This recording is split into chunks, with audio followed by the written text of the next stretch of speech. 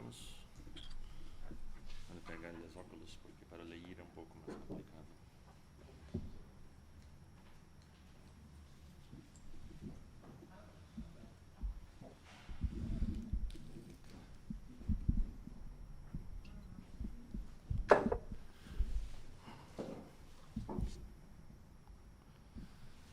Buenos días a todos y a todas.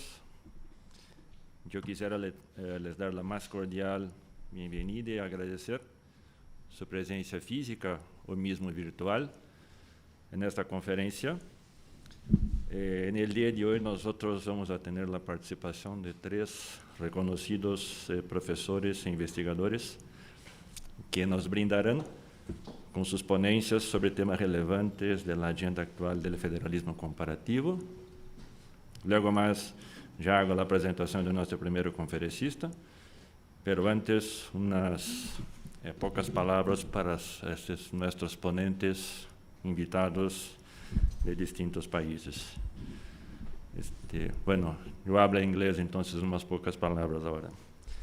Dear professors, Jonas Schnabel, Joan Poirier, and Guy Peters, thank you very much for accepting our invitation to contribute to our research project on comparative federalism in Latin America.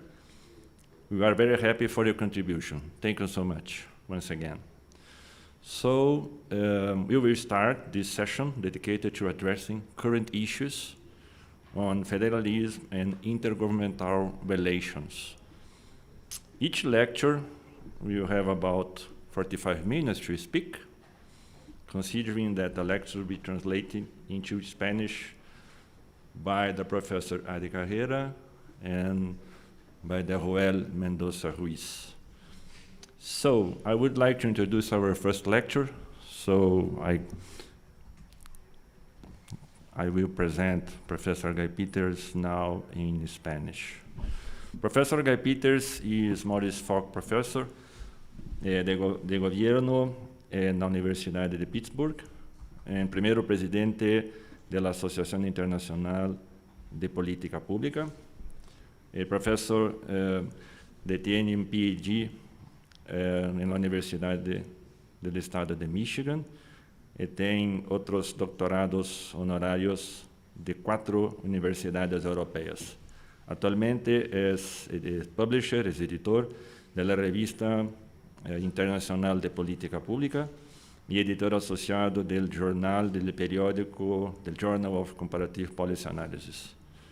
Sus más recientes books incluyen Tradiciones administrativas comprendiendo las raíces del comportamiento administrativo contemporáneo, editado por la Oxford en el año 2021, y El retroceso democrático y administración pública, que fue coeditado con los profesores Michael Bauer, John Pierre, Kutzau Yesigaljit. I think this is the way we can pronounce the last name of this researcher. Yeah.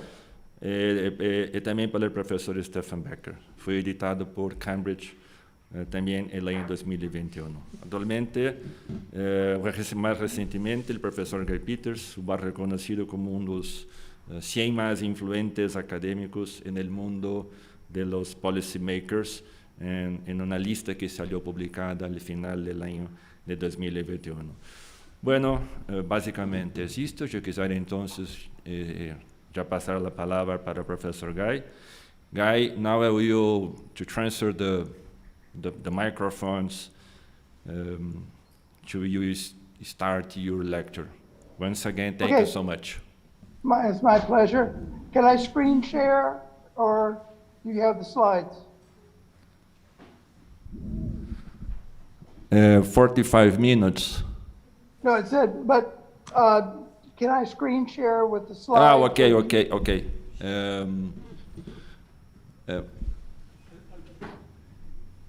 One moment, please. Sure. If it's a problem, I could just talk, but I thought it might be easy. ¿Es posible le dar la permisión para que... Yes? It's okay? Okay. Okay, Guy. Okay.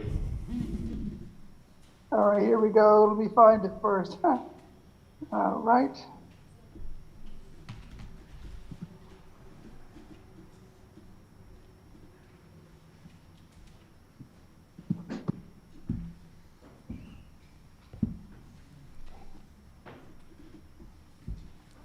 Okay, we can see. Okay. Well, good morning, everyone. Thanks for inviting me for the conference. I wish I could be there with you in Mexico, but we all know about the problems of traveling these days. So I'm going to try to talk about American federalism and the problems of centralization and decentralization within American federalism, and the problems that we've been having in matching rhetoric with practice. So much of the rhetoric that we use for talking about federalism emphasizes decentralization, but much of the practice, in fact, has been centralizing. So centralization, decentralization, as you all doubtless know, is sort of a classic dichotomy in the study of public. Guy, please, sorry. It's possible to stop just a little bit in this case because the Professor Adi Carrera will translate into Spanish. Okay. Okay, thank you. Okay. I tend to talk too fast. Yeah, all right. Okay. Good morning, Professor.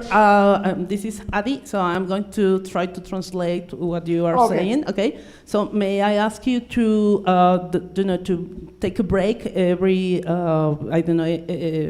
slide or something like that, so sure, I really sure. have enough time. Okay, thanks very much. So el profesor Guy Peters dice que está, se presenta, dice que está muy contento de estar aquí y dice que su presentación va a ser acerca de el federalismo en Estados Unidos, los problemas que enfrenta y que va a hacer un particular énfasis en la descentralización. Go on, please, Professor. Okay, fine. So centralization and decentralization is a sort of classic dichotomy in the study of government's public administration. So Herbert Simon made the point many years ago that these were two ends of a continuum, and that we keep going back and forth trying to find the perfect place along that continuum. Now, each side of the continuum, centralization or decentralization, has benefits, each one has costs. Okay, thank you. Dice que el tema de la descentralización y la recentralización son temas que han sido muy estudiados y que realmente ellos han estado, que van y vienen, ¿no? Dependiendo del periodo, y que hay una discusión acerca de uno u otro. Yeah, go on. Okay, and decentralization has been the more favored of the two ends over the last several decades, based upon certain assumptions. One is certain administrative assumptions that decentralization matches local conditions, allows for a greater emphasis on service, is less bureaucratic in the negative sense of bureaucracy, and is therefore more efficient, and also that it's less corrupt. That if we can move things down to the bottom of government, somehow the service delivery will be better. Okay, dice que la alternativa, la de la descentralización, ha sido como el enfoque más favorecido por las ventajas que la teoría y algunas veces la práctica le atribuye. Entre ellas, pues que si se descentraliza es posible responder a las necesidades de las localidades, es decir, adaptarse, el gobierno puede adaptarse a las necesidades locales. Tiene un gran énfasis en materia de provisión de servicios, precisamente porque el gobierno es capaz de adaptarse a las necesidades que cada entorno específico tiene. También se piensa que es menos burocrático porque entonces pues el gobierno federal pues no tiene que tener una estructura tan grande, sino que los gobiernos subnacionales pues son los que responden para satisfacer bienes y servicios públicos. Por lo tanto, esto puede permitir tener un gobierno más eficiente, es decir, hacer más con menos. Y por último, otra ventaja que es no solo administrativa, sino que tiene mucho que ver con la rendición de cuentas, que es posible que haya menos corrupción porque la ciudadanía ve de más cerca a su burocracia y a su gobierno. Go on, Professor, thank you. Okay. And there's some political assumptions also in addition to the administrative assumptions, that essentially decentralization is more democratic. in part because it's more accountable. So people are directly accountable to local citizens rather than some central government farther away. And that decentralization also can undermine the power centers in the center of government, and is a part of a broader category, or a broader agenda of change in government, all of which these words begin with D: decentralization, devolution, deconcentration, and delegation, all of them trying to move power out of the center of government. La opción de la descentralización también está basada no solamente en cuestiones administrativas, sino también políticas. Una de ellas asume que, puesto que la ciudadanía está más cerca de su gobierno, por lo tanto es más democrático, y por la misma razón es un gobierno más responsivo, que rinde cuentas, ¿no? Lo que sí, con una mejor rendición de cuentas. Por otra parte, también el descentralizar facultades, recursos hacia los gobiernos subnacionales permite que los actores, grupos de interés del gobierno federal puedan ceder algo de poder hacia los ámbitos subnacionales. Y porque también hay este modelo de agencia, ¿no? Que es que implica la descentralización, que es una forma de las descentralizaciones, que es la delegación, es decir, que se otorgan ciertas responsabilidades. El profesor dice que, bueno, todas estas palabras, decentralization, devolution, deconcentration, delegación, todas empiezan con D, ¿no? Entonces pues se les llama así en general. Sí, adelante. Yes, professor, go on. Okay, I'll skip that one and go. But as we've delegated, increasingly there's been a sense that there's a need to return to more central control in policymaking, in part to develop more coherent governance strategies, in part to try to reduce the transaction costs that come from greater decentralization, the difficulties of managing, for example, the relationships in the United States with 100,000 local governments, and also to deal with more vexing problems that require central action, climate change being an obvious case, and also, again, questions of democracy. So if people who vote in the national election vote for one leader, should they have their votes undermined by decentralizing the decisions to other local governments? And therefore the need to create, or the desire to create, equality and uniformity.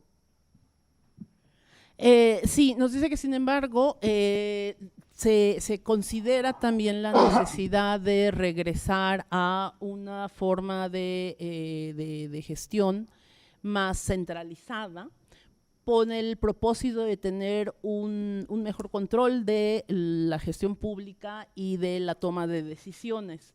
Esto daría mayor coherencia a las estrategias que se implementan a nivel nacional, y esto pues reduciría evidentemente los costos de transacción, es decir, todo lo que implica las negociaciones entre los diferentes actores de los distintos niveles de gobierno, lo cual obviamente pues haría una administración más ágil, y esto nos llevaría a tener una mayor equidad en términos de los derechos a los que tienen los diferentes grupos sociales a lo largo del territorio. Thank you, Professor. Go on. Yeah. Okay, in the U.S., as is, I guess, true for all the countries that all the countries you're discussing today in the conference, decentralization is largely conceptualized in terms of federalism and a constitutional division of powers. And this, of course, in the US and elsewhere, has been a continuing source of debate ever since the country was formed on just what what the Constitution meant in terms of the relative powers, in terms of the central government and the state governments. Local governments, for the most part, aren't important players in that debate. They're considered to be, in famous Dillon's rule, creatures of the state. Thank you.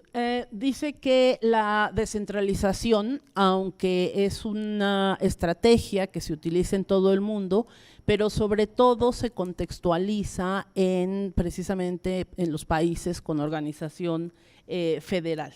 Entonces, esto obviamente está muy vinculado con la distribución que hace cada constitución acerca de las facultades que debe tener cada nivel de gobierno. Y hay, digamos que problemas continuos, conflictos continuos acerca de la interpretación de la Constitución, ¿no? Hasta dónde llegan las facultades de cada ámbito de gobierno. Es muy frecuente que en este concierto del federalismo los gobiernos locales sean considerados criaturas de los gobiernos intermedios, en el caso de México estatales, ¿no?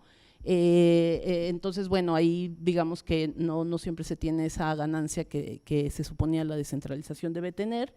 Y que, por supuesto, si hay algunas excepciones, como es el caso, lo dirá el profesor, pero de Brasil. Thank you, Professor. Go on. Okay.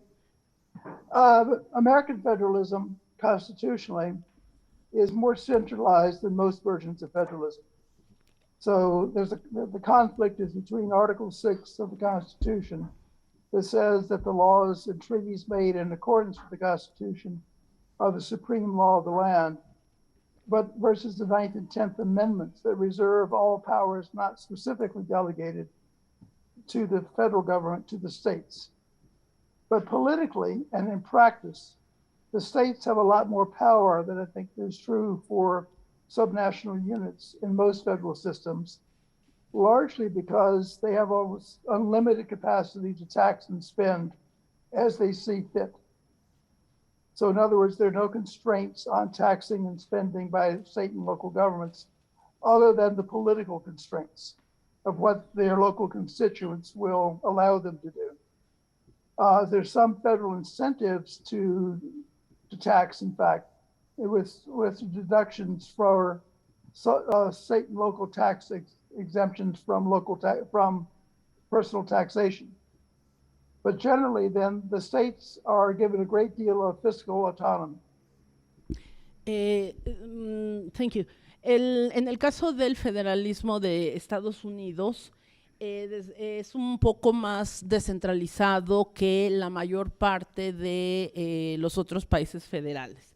El artículo 6 de las enmiendas 9ª y 10ª le otorgan poderes importantes, facultades importantes a los gobiernos estatales para la recaudación de tributos, es decir, tienen un poder, facultades fiscales amplias en términos de ingreso, tanto de ingreso como de gasto.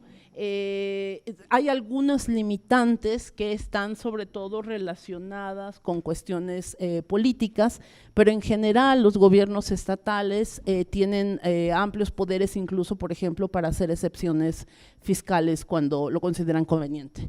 Thank you, Professor. Yep, okay. I won't go through the history in any detail, but the general movement has been from a so-called layer cake version of federalism, where the layers of government are very, separated rather severely, almost in diplomatic terms, toward a more intergovernmental politics relationships, where this is the bargaining and negotiation relationships between the state and local governments and the federal government, and increasingly toward opportunistic versions of federalism, meaning that as opportunities arise, states and localities, as well as the federal government, choose to intervene in order to gain more power and more control over policy. So it's become very much like bureaucratic politics, except played out by governments rather than by bureaucratic agencies.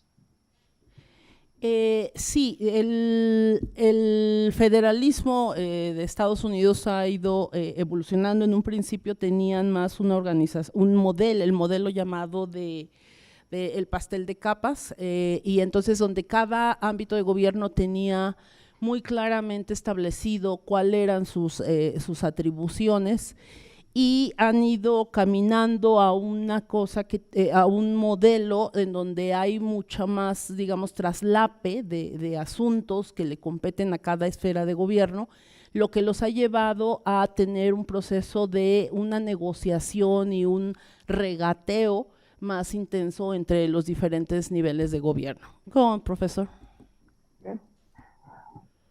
So over at least the last half century, there have been two contrary patterns of change. One is decentralizing rhetoric and centralizing action. So most of the period following the Second World War and thereafter has been centralizing. But at the same time, various presidents, notably Ronald Reagan and George Bush, have talked a great deal about new federalism, which would be greater decentralization. And the trends are not absolute by any means, but are interesting. But then following that, we've had, to some extent, a real decentralization. Sí, ha habido, me cambiaron, thank you.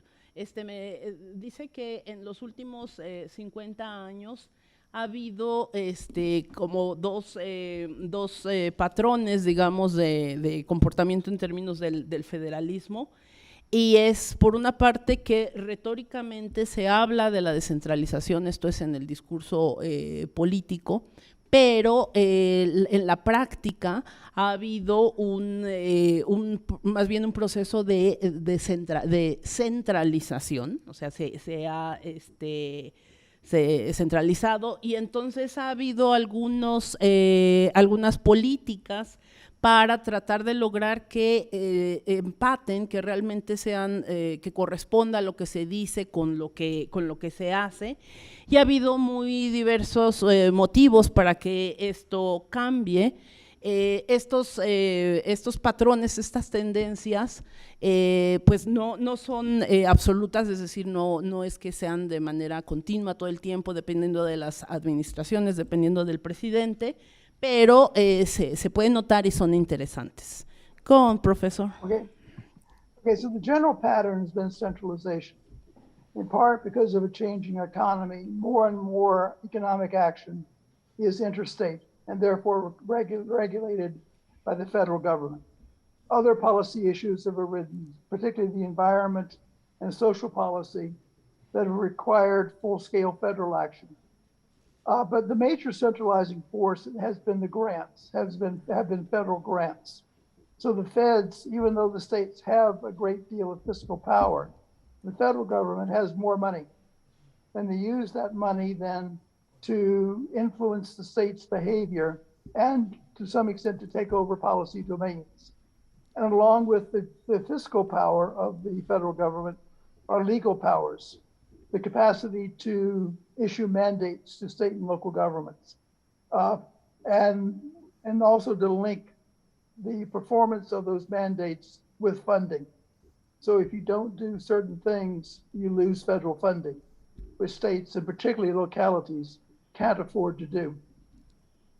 Ok, entonces dice que el patrón en general ha sido más bien hacia la centralización. Esto se ve sobre todo en el intercambio económico, en las relaciones de comercio entre los estados. Si me regresan, por favor, gracias. Pero también hay otras áreas de política pública donde esto se ha vuelto cada vez más importante, como resulta lógico, como lo que tiene que ver con el medio ambiente y la política social. También el área fiscal se ha usado de manera importante para que el gobierno federal, digamos, trate de incidir en el comportamiento de las políticas de los estados, y las transferencias que hace la federación hacia los gobiernos estatales se han empezado a ser diseñadas basados en un desempeño, es decir, el gobierno federal, para poder asignar recursos a los gobiernos estatales, establece ciertos parámetros para que ellos reciban más o menos dinero, de forma tal que los intereses del gobierno federal también sean observados por los gobiernos estatales. Thank you, Professor. Okay. So this is just a very rough table showing the percentage of state and local revenue that comes from federal grants. Okay. So roughly a quarter of state and local revenue is federal money. Now, I don't have the figures for 2021. They're not, the final figures aren't ready yet. The figure will be somewhat higher because of the pandemic. But again, around a quarter of all state and local spending comes from grants. So the states and localities depend a lot on the federal money. Sí, lo que está mostrando en la pantalla es la proporción del ingreso de los gobiernos estatales que reciben, o sea, en proporción con su ingreso total, qué proporción reciben que proviene del gobierno federal. Y podemos ver que ha habido algunos cambios importantes y, bueno, actualmente los gobiernos estatales dependen de las transferencias que reciben de la federación para obtener una cuarta parte de sus ingresos. Y entonces, para el profesor esto le parece que es un nivel de dependencia muy alto porque no conoce el caso de México, que es del 80%, ¿no? Ese es mi comentario personal. Okay, go on, Professor. Okay. So, and important in this is the changing form of grants. So for a period of 16 years, there was general revenue sharing. The federal government gave state and local governments money in an unrestricted manner, just simply grants of money they could do with what they wanted. It was formula based upon population, relative income, and the efforts they were making to tax on their own. But the money, once they got it, was free for them to spend as they wished. And most of it, about a third of it, went to the states initially. Then later on, the states became the major decision makers in distributing it to local governments. But this gave a huge influx of free money, as it were, to state and local governments. Sí, esto, lo que nos comenta el profesor Peters, dice que han ido cambiando la forma en la que se diseñan, el tipo de transferencia que utiliza el gobierno federal para los gobiernos estatales.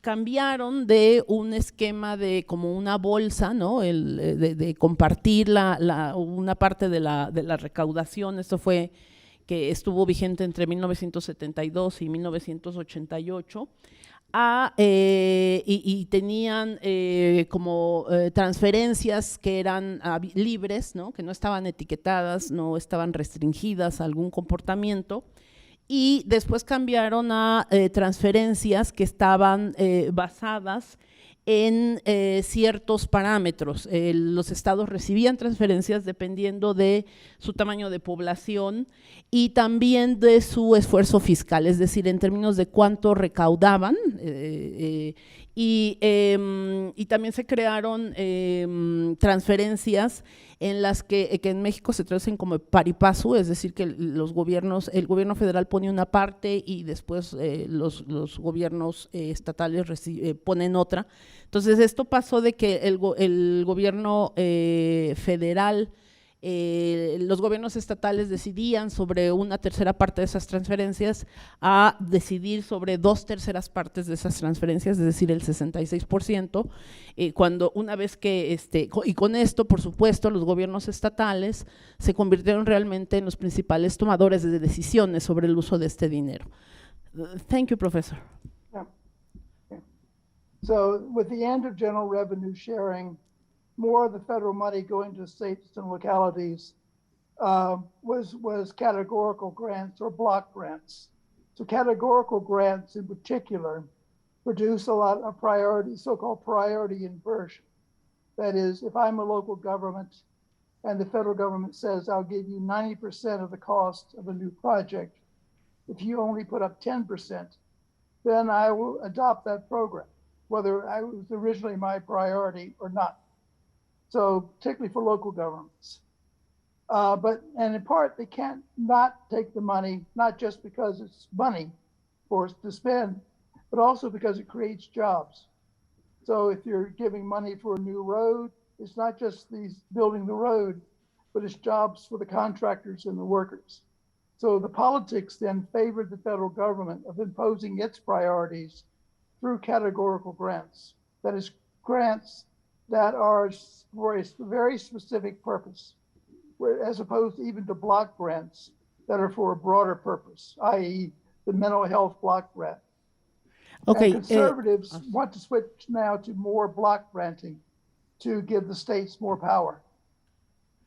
Ok, esto se fue transformando primero, se transformó hacia lo que el profesor le llama transferencias categóricas o en bloque, con las cuales el gobierno federal establece ciertas características, ciertas condiciones para que sean utilizadas, por lo cual tiene la posibilidad de tener mayor injerencia en la hechura de políticas públicas que hacen los gobiernos estatales. También se toma la idea de prioridades, ¿no? de inversión a través de estos transferencias que son pari passu, es decir, que los gobiernos estatales implementan, aportan también. Y esto le permite al gobierno federal poder tener influencia en áreas de política pública en las que antes no había intervenido, como puede ser, por ejemplo, el tema de educación. Thank you, Professor. Okay. Okay. Hold on here. Okay, sorry. Okay. Then, as I said a moment ago, in addition to the increasing fiscal centralization through granting, was the imposition of mandates, which are the requirements for state and localities to perform certain tasks. Many of them are in environmental policy, transportation, social programs, and education. And many of these were unfunded mandates. That is, the federal government says you have to do this, but we're not going to give you the money for it. For example, in the environmental policy, states have to provide, or states and localities have to clean up rivers and streams, but the federal government doesn't provide them the money to do it. They have to come up with their own money. And also it's important that the federal grants are linked to mandates. One of the best examples was in the imposition of limits on alcohol sales at the age of 21. If states didn't adopt the restrictions on selling alcohol, they'd lose all their federal highway money, which they couldn't have, no state could afford to do. So the federal government was able to impose the mandate on something which normally would be a state activity. Ok, aparte de la descripción de los tipos de transferencias que se han usado, también ha tenido otros instrumentos fiscales, en este caso, para tener una variante de centralización fiscal. Se le ha pedido a los gobiernos estatales y locales, a sus municipios, bueno, tienen diferentes tipos de gobierno local, que desarrollen ciertas funciones, pero no se les otorgan los recursos para llevarlas a cabo, para financiarlas. Entonces, los gobiernos estatales y municipales lo tienen que hacer con su propio dinero. Y luego también ha tenido la estrategia de, si regresamos por favor, de establecer transferencias, pero que están condicionadas a que los gobiernos estatales tengan políticas e incluso leyes que se empatan con la legislación federal, como es el caso, por ejemplo, de la restricción del consumo de bebidas alcohólicas, que se le dan ciertas transferencias a los gobiernos estatales que aceptan poner exactamente las mismas restricciones para las bebidas, el consumo de bebidas alcohólicas a las personas hasta que cumplen 21 años. Go on, profesor. Okay, thanks. And No Child, the Bush administration's No Child Left Behind was really the high point of centralization. That education had long been a state and local government function, but the Bush administration passed No Child Left Behind, which imposed national testing on schools and required that states and local governments provide vouchers for children who were in so-called failing schools. So if the school wasn't doing well, parents could move their children to better schools, and local school boards had to pay for that. So Republicans had always been the advocates of decentralization, but this was really the high point of centralization during the Republican presidency. Sí, nos habla sobre el caso específico de una política que se adoptó durante la administración de George Bush y que tiene que ver con la política de educación. Si lo regresamos, por favor, exacto, gracias. No, esa, gracias. Entonces, antes el gobierno federal solía dar apoyo para que los niños que no iban bien en la escuela tuvieran un apoyo, pues, para poderlos, digamos que ayudar a lograr el mismo desempeño estándar de sus demás compañeros. Y la administración Bush pues decide quitar estos beneficios y lo que hace es establecer más bien una especie como de vouchers, ¿no? para ciertos casos muy específicos, y el profesor piensa que este es como el pico del proceso de descentralización que se ha dado en términos de cosas fiscales del caso de Estados Unidos. Thank you. Yep, okay. But since that time, really, there's been a shift back toward more decentralization. Some of it has been very subtle and been politically driven. And to some extent, it reflects the power of conservatism and conservative Republicans at the state level. And state legislatures, more so than the federal Congress, tend to be disproportionately rural and conservative. So over the last 15 to 20 years, state governments have begun to take more power back from the federal government. Después de la administración Bush empieza una tendencia de nuevo hacia la descentralización. Si por favor me regresan la lámina. Could you go back the slide, please? I'm sorry. Thank you. Thank you.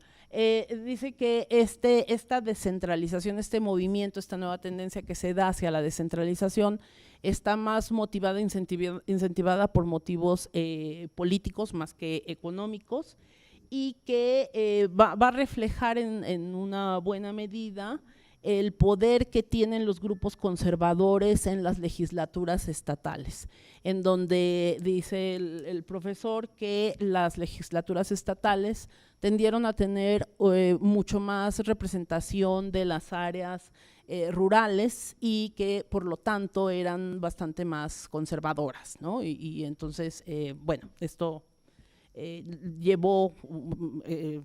obviamente ellos como representantes de los estados empezaron a demandar pues más apoyo hacia para la descentralización de recursos. Thank you. Okay, thanks. Okay, so one route for this increased decentralization was through the Trump administration. So reducing federal mandating significantly, particularly in the environment and in energy and in other policy areas, so forth. So the Trump administration essentially tried to move power out of Washington, largely out of indifference to what might go on. Then during the pandemic, initially at least, the federal government basically told the states that they were on their own, that this wasn't a federal problem, it was a state problem. And so the states, most of the states took that up and began then to manage the pandemic reasonably well on their own. This has been re-centralized, particularly now under the Biden administration, but initially the states were the real actors in the pandemic. Ok, durante la administración de Donald Trump fue al principio, por lo menos durante la pandemia, hubo un proceso de descentralización porque Trump empezó a reducir estos requerimientos que hacía el gobierno federal para las políticas estatales, por ejemplo, en materia de medio ambiente y de energía. Fue disminuyendo, por así decirlo, la injerencia que tenía en estas áreas de política pública. Y cuando llega la pandemia, le dice a los gobiernos estatales que pues que ellos tienen que valerse por sí mismos, que no va a haber digamos apoyo federal o políticas federales para manejar esto a nivel nacional, y entonces cada gobierno estatal tuvo la necesidad de crear su propia política y su propia respuesta a la crisis de salud. Varios de los estados lo hicieron bastante bien, y más tarde, o sea, poco después que pasó, digamos, la primera ola o la primera parte de la pandemia, vamos a ver que será enseguida que viene una etapa de recentralización. Thank you. Okay, the second route has been through state action. So that the states then began to take back some of the policy-making powers. And particularly in terms of particularly conservative states. So I'm going to go on to the next slide because then that will begin to illustrate it. And I think I'm going to give 3 conservative examples of that type of attempts to restore state powers. Okay, the first was Medicaid and the Affordable Care Act. Now, the Affordable Care Act, otherwise known as Obamacare, provided incentives for states to expand Medicaid. Now, Medicaid is the health insurance program for the indigent. And so at the time of the passing of the ACA, it was that you could get Medicaid if you were at 110% of the poverty line. So the increased adult eligibility to 133% would have brought a lot more people under Medicaid. But the states had to agree to do this. Even though it was funded 100% by the federal government for the first 10 years, and then 90% thereafter, and initially almost half the states refused to expand Medicaid, largely because they were anti-government, didn't want social spending, so they refused to do it. As of today, only 12 states have refused the carrot that was offered by the money for Medicaid. And interestingly, the last 2 who adopted the expansion of Medicaid only did so after a popular referendum mandated that they had to. Ok, cuando se regresan ciertas facultades, cuando se ha dado la posibilidad de que se regresen ciertas facultades y responsabilidades hacia los gobiernos estatales, no todos han sido, los han tomado con gusto, digamos, no todos han estado de acuerdo en retomar responsabilidades. Ha habido una gran variedad de reacciones acerca de estas políticas de descentralización, y el profesor nos ofrece el ejemplo durante la administración de Obama de Medicaid, que creo que es lo que finalmente se conoció, en general se le llamó Obamacare, ¿no? Que tiene que ver con el sistema de salud, el acceso de salud de los grupos sociales más vulnerables de Estados Unidos. Y en un principio, y durante esta época, para que los gobiernos estatales asumieran, apoyaran esta política y apoyaran al gobierno federal a implementarla, el gobierno federal les ofreció lo que el profesor llama zanahoria, ¿no? Decirle, bueno, yo voy a apoyarte, te voy a dar la mayor parte del costo de este programa, pero únete al programa para poder expandirlo a nivel nacional. Y al principio, solamente la mitad de los 50 estados de la Unión Americana aceptaron aceptaron incorporarse al programa. Esto fue avanzando e incluso hubo el caso de un estado que hizo un referéndum para preguntarle a su población si querían que el estado se uniera al programa del Medicaid, y la respuesta fue sí, ¿no? Y entonces así fue como se incorporaron, y luego al final hubo 12 estados de la Unión que no quisieron incorporarse para apoyar este programa. Thank you, Professor. Yep. A second example is adding eligibility provisions to federally funded programs. So TANF, the Major Social Assistance Program, has work requirements. But the states have been adding additional work requirements to other programs like food stamps, Medicaid, and social housing. So in other words, if you want to get aid under the program, you have to be working or in education. Now, this was largely symbolic because when they began to work through the cases, relatively few people who were on these programs were in fact not either working already or disabled or in school or whatever. So it was largely symbolic. But again, it was an assertion of state powers trying to impose their values on these programs. Bien, otro ejemplo de la forma en la que este proceso de descentralización ha funcionado es a partir de los apoyos que tiene el gobierno, que tienen para ciertos grupos de población, y los estados han tenido la posibilidad de determinar cuáles son los requerimientos que las características que deben tener estos grupos sociales para poder acceder a estos programas. Estos programas siempre han tenido requerimientos por ejemplo, de trabajo, ¿no? Que la gente tiene que estar trabajando para poder recibirlos, pero los gobiernos estatales, bueno, les han podido añadir las características que ellos desean. Y bueno, en ese sentido han estado satisfechos con poder retomar esta clase de facultades. Thank you. Okay, then the final conservative example has to do with education policy. So first, the Obama administration returned most of the powers of No Child Left Behind back to the states. And also the states then rejected the national curriculum imposed by Obama.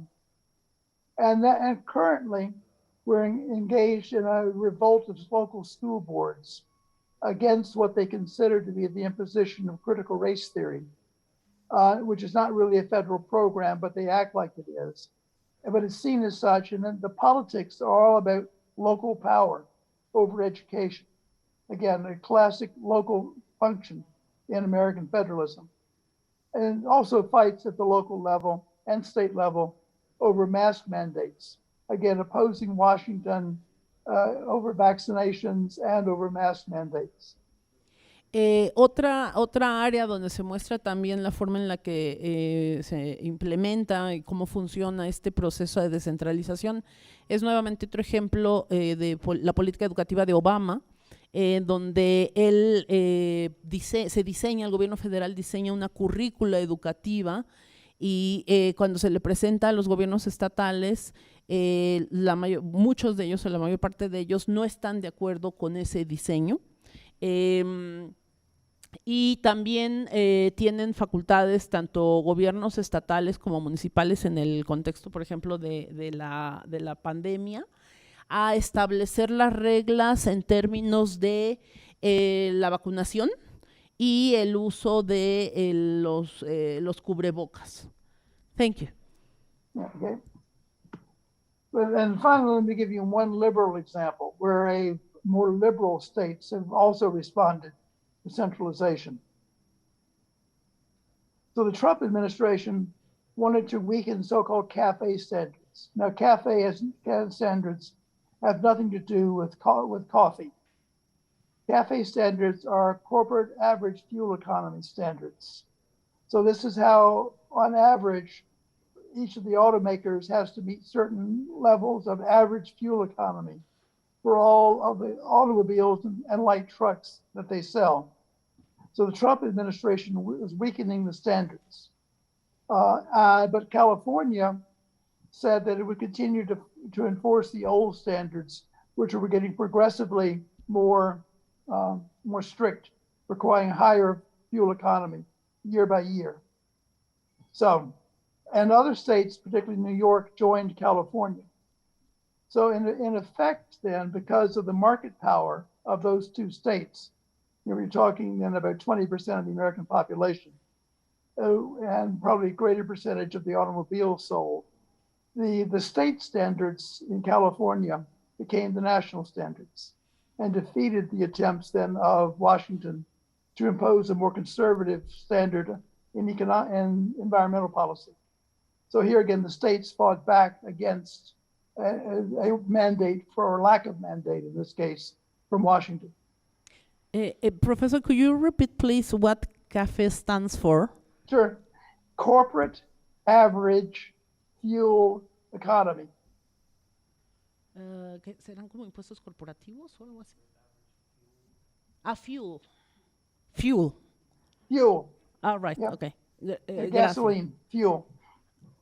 Ok, bien, entonces nos habla de otro ejemplo que tiene que ver con la administración de Trump, que decidió cambiar los estándares de, supongo, la calidad del combustible, y no todos los estados estuvieron de acuerdo con ese cambio. Entonces, por ejemplo, California dijeron que ellos no iban a aceptar ese cambio, que supongo que era como para bajar el nivel de la calidad de la gasolina. Recordemos que Trump no es particularmente amante del medio ambiente. Entonces, y California dijo que no, que ellos iban a quedarse con los estándares anteriores, mientras que hubo otros estados como Nueva York, que dada la importancia del mercado que tienen en su territorio, decidieron aceptar los nuevos estándares que proponía la administración federal. Thank you. Thank you. And so in conclusion then, the American way of doing federalism is rather complex and dealing with issues of centralization and decentralization. A lot of this is because of the ambiguity of the Constitution and the powers of the states for independent action. And also it's highly political. This is not legal, or rarely is it really legal issues. These are all political issues. Biden is trying to re-centralize, but is facing very strong headwinds, particularly from conservative states controlled by Republican governors and legislatures. So thanks for the opportunity for being here. Thanks very much to the translator. I hope I didn't give her too many problems. And thanks. Thank you, professor. Sí, dice el profesor Peters que la forma en la que el federalismo de Estados Unidos ha manejado estos tendencias entre centralización y recentralización ha sido bastante compleja, y esto tiene que ver mucho por la ambigüedad que la ley le provee a las facultades de los gobiernos estatales. Entonces dice que es un asunto que se ha politizado mucho en un ambiente, eso no lo dice él, pero bueno, en un ambiente de enorme polarización política entre los republicanos y los demócratas, ¿no? Y que cada vez está más influenciado precisamente por esta polarización política. Actualmente la administración de Joe Biden está, su tendencia es a recentralizar, y que pero enfrenta fuertes oposiciones por parte, sobre todo, evidentemente, de los estados que tienen gobiernos conservadores, esto es, que son republicanos, y que no se están oponiendo a los cambios que implican recentralización, y que para los gobiernos, estos gobiernos que son, digamos, que simpatizan con Trump y sus ideas, pues no quieren tener las mismas políticas que tiene el gobierno federal. Thank you very much, Professor. It has been an honor. I hope that the translation was good enough for our colleagues here at the Colegio de México. Have a nice day. I'm sure it was. Thank you again. Bye.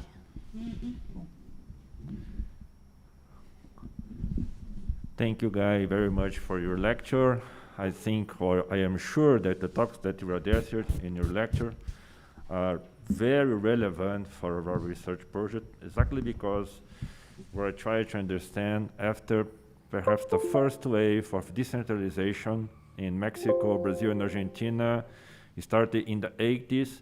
We are facing perhaps some changes in the way how our federations are behaving in terms of or to keep the level of decentralization, or perhaps to implement some measures in order to re-centralize the control of the national government over some public policies implemented by subnational governments, no matter if states or municipalities. So it's also very relevant because perhaps the idea that we have in terms of the American federalism is, American federalism could be considered as a dual model, and the power of where the power of the states is very high in terms of to keep the autonomy, the political capacity to implement policies, and observing the way how you present so many details about American federalism is very relevant in order to compare with the changes that we are facing currently in Latin American countries. So thank you very much for your lecture. Thank you very much for your presentation. And thank you very much for so many examples that you present to us that will be very relevant for our research project. I will invite you to follow with us, because now you're gonna present the second lecture. So it could be very important for us if you could stay, but I understand if you do not have available time. So thank you once again for your lecture. Okay, my pleasure, Eduardo. Thanks for the invitation. I'll stay with you for a while, but then I will have to leave fairly soon. Okay, thank you, Guy. Thanks. Great to go. Bye-bye. Muy bien, entonces yo paso a hacer la presentación, la introducción de la profesora Joana Schnabel. Yo voy a presentar en español, incluso porque Juana está con nosotros ya casi 2 días, entonces se te comprende un poco de español. No, esta es una broma, Juana. Bien, profesora Joana Schnabel es doctora en Ciencias Políticas por el Instituto de Estudios Políticos de la Universidad de Lausanne, Suiza. Su tesis fue publicada por Paul Grave Macmillan con el título Gestionando las interdependencias de los sistemas federales, los consejos intergubernamentales de la formulación de políticas públicas. Salió publicada el año 2020. De 2018 hasta 2020 desarrolló el proyecto de investigación sobre la política de subvenciones condicionales en Australia, Canadá y en Estados Unidos. Desde noviembre de 2020 es investigadora del Instituto Otto Suhr de Ciencias Políticas de la Universidad Libre de Berlín, Alemania. Es autora de varios artículos publicados por Regional and Federal Studies, Swiss Political Science Review y West European Politics. En el año 2017, Routledge publicó su libro de coautoría sobre la consolidación fiscal de los estados federales. Professor Joana, thank you so much for accepting our invitation. Joana is follow us since last Monday, so we are very grateful for your contribution. You are very grateful for if you are physically with us this week in Mexico. So thank you so much once again. And now please go on. Thank you. Does this work? I think so. Excellent. Yeah, Thank you. yeah. If you start the presentation. So my talk will be about federal transfers. In federal systems, the federal government provides funding to the constituent units to help them provide public services.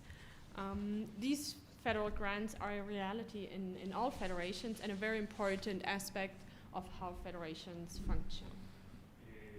Entonces, mi charla va a ser sobre transferencias federales.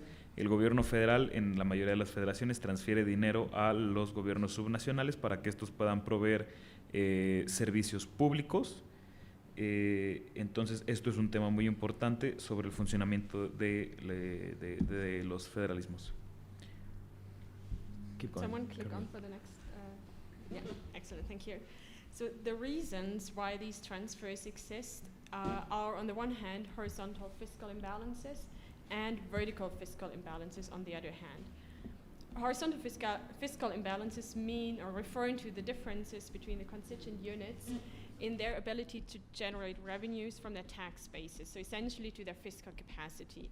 In every federal system, we have constituent units that have high fiscal capacity and constituent units that have low fiscal capacity. So that means that the level of public services might be very different across the federation. And so that means that the level of public services constituent units lack the ability to provide citizens with similar services at comparable tax levels if these horizontal fiscal imbalances are very high. At the same time, there's a mismatch in the revenues and expenditures assigned to the federal government on the one hand and the constituent units on the other hand. So this is what is usually referred to as vertical fiscal imbalance. So the constituent units are responsible for very expensive public services, especially healthcare, education, infrastructure, and so on.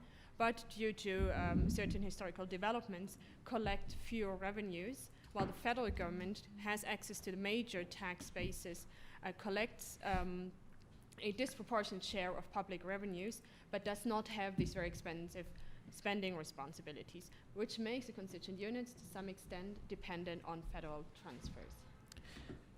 Las razones por las cuales existen las transferencias federales se pueden dividir en dos, las cuales son los desequilibrios fiscales del tipo horizontal y los desequilibrios fiscales del tipo vertical.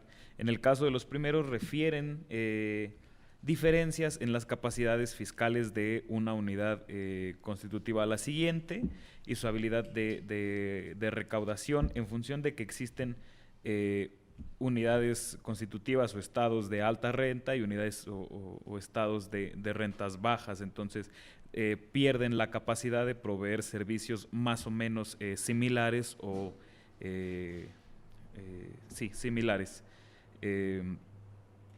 Por el otro lado, en lo que refiere a los desequilibrios del tipo vertical, por un lado se tiene al gobierno federal, el cual cobra tiene la mayor capacidad de recaudación y no se hace cargo de cuestiones tan caras, mientras que por el otro lado se tiene a los gobiernos subnacionales que tienen poca capacidad de recaudación, sin embargo se hacen cargo de servicios más caros, como lo puede ser los servicios de salud o los servicios de la educación. En ese sentido, se llegan a dar estas relaciones o transferencias de dependencia entre el nivel superior y el nivel inferior de gobierno. And on top of that, there is what is called a federal spending power, which is the authority of the federal government to spend. So this is different from the authority of the federal government to make laws, so to impose regulations. It just allows the federal government to spend in policy areas that are outside its jurisdiction. Por otra parte, o encima de ello, tenemos el Poder Federal de Gastar, el Poder Federal de Gasto, que es diferente de la capacidad de crear leyes, sino que pues refiere la capacidad de gastar dineros públicos en cosas que estén quizá fuera de su jurisdicción. Carry on. And this spending power can be very broad.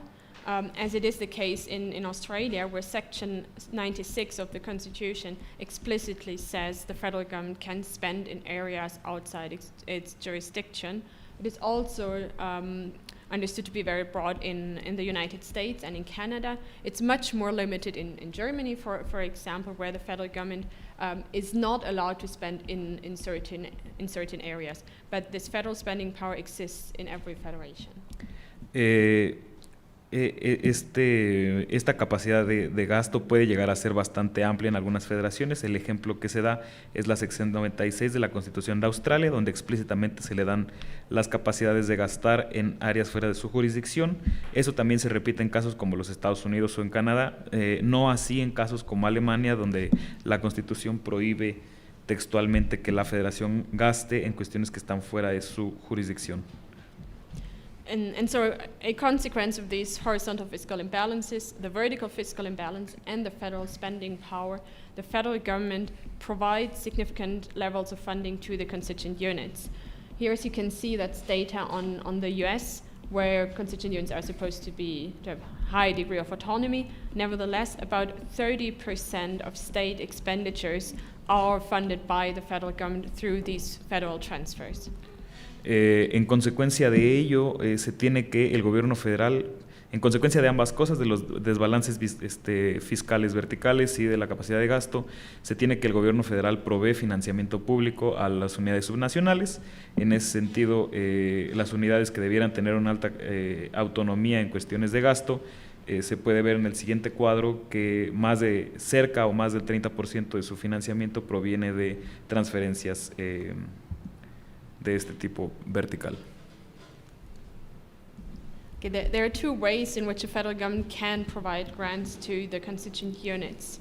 The first way is through unconditional grants, which are federal grants that the constituent units can use at their full discretion. So it's often the principle, or very often they occur through tax sharing, where taxes are collected by the federal government or jointly and then redistributed to the constituent units.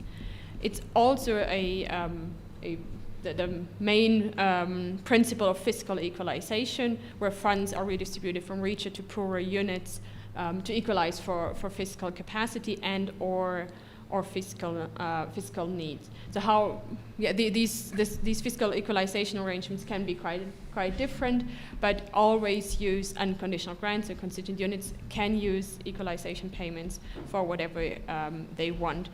If we look at different equalization systems, you can see quite significant differences in the generosity of these payments. In Germany and Australia, the fiscal capacity is equalized to a very significant extent, much less so in Canada. Equalization does not exist in the US. En este sentido existen dos maneras o dos formas de ayudas financieras. En primera instancia se mencionan las ayudas financieras incondicionadas, que son subvenciones federales para ser utilizadas de manera discrecional, a la plena discrecionalidad del gobierno subnacional. Muchas veces se da a través de la distribución tributaria o la compartición de impuestos. Una de estas formas es la igualación fiscal equitatividad fiscal, a través de la redistribución de fondos de las unidades más ricas, entre las unidades más ricas y las unidades más pobres, en función ya sea de capacidades o de necesidad. Estas diferencias en función de la generosidad o el grado de igualación que se den pueden ser visibles, por ejemplo, en el caso de Alemania o Australia, donde son amplias, no así en los casos de Canadá o los Estados Unidos. En el segundo caso, los Estados Unidos no existen en absoluto. Okay, and the second way, and that's what I'm going to focus on in this talk, through which the federal government can provide financial assistance to the constituent units, is through conditional grants. They have all kinds of different names in different countries. So in the US, they're called categorical grants. The OECD refers to them as earmark grants. I don't know what they're called in Mexico. And I also don't know if you want to translate these different names. Conditional grants. Transferencias etiquetadas. Labeled. A label, okay. So that's probably earmarked. The version of that. Exactly. Yeah. So these are federal grants that are earmarked for specific services. They must be used by the constituent units to provide certain services most of the time in a certain way. Después están las ayudas financieras condicionadas, en las cuales se va a enfocar la presentación de la doctora, las cuales tienen todo tipo de nombre en diferentes países. En los Estados Unidos se les conoce como transferencias de propósito específico, la OCDE las refiere como subvenciones o ayudas condicionadas, y se hacía mención que en México tienen el nombre de transferencias etiquetadas o aportaciones. Estas, en la mayoría de las ocasiones, son reservadas para servicios específicos que buscan promover el tipo de equidad territorial e internalizar las colateralidades que puedan tener el gasto. Again, the degree of conditionality can be quite different. In some cases, conditional grants must be used for a specific policy area and that's it. Sometimes the conditions attached to these grants are very, very specific, specifying for what services exactly they have to be used, in what way, who can benefit from these services, and often involve reporting requirements where the constituent units need to report to the federal government on how they use the money and what services they provided, sometimes how successfully. Estos grados de condicionalidad pueden ser sumamente variables. En algunos casos solamente se especifica en qué gasto en qué ramos se deben gastar y eso es todo. En algunos otros casos las condiciones son mucho más severas, incluyendo la obligación para los gobiernos subnacionales de reportar al gobierno federal cuántas personas, en qué manera y muchas más especificidades sobre las consecuencias del gasto público. The way in which this funding is provided can also be quite different.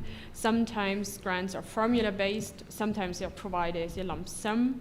Sometimes they're matching, meaning that the constituent units need to put in some money on their own. So for example, for every dollar that a unit spends on something, it would receive $1 from the federal government. Sometimes the federal government just provides the money on top of whatever the constituent units spend or don't spend. Ok, estos pagos también varían en la forma en la cual se otorgan. Algunos se basan en algún tipo de fórmula, algunos otros se basan en pagos únicos o pagos en cantidades grandes.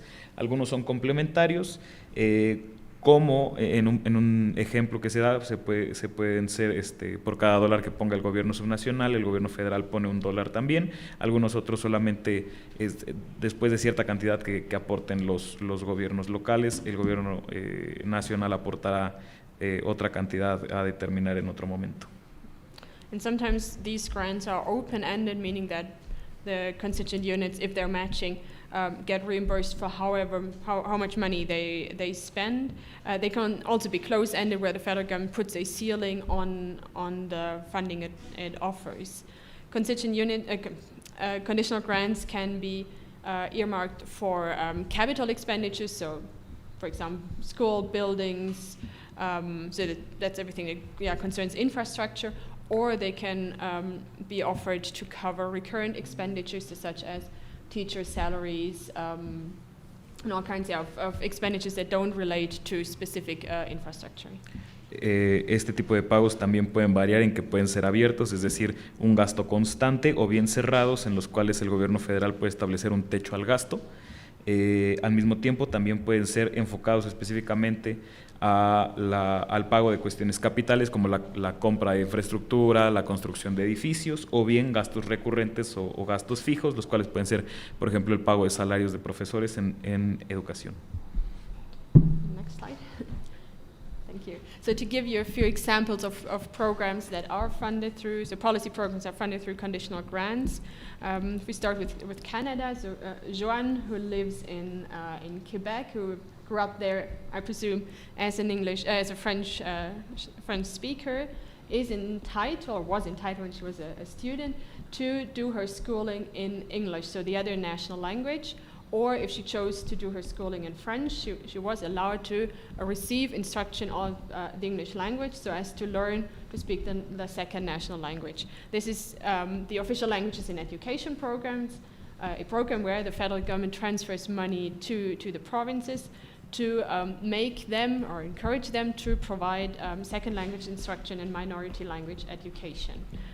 Canada Healthcare is also funded through a conditional grant, which is called the Canada Health Transfer. That's a very big thing in Canada, as I understand.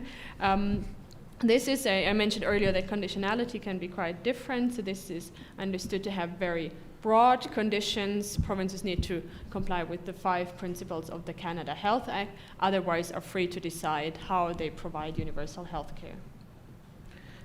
Algunos ejemplos que se dan acá en la lámina sobre este tipo de programas de ayuda condicionada. Se menciona el caso de la doctora Joan, que al ser de Quebec o al ser una persona francoparlante, tiene el derecho a estudiar, a hacer su educación básica, ya sea en inglés o en francés, y esto pues se ve incentivado a través de transferencias del gobierno federal a los gobiernos locales para que estos puedan prestar el servicio de educación en este tipo de idiomas minoritarios.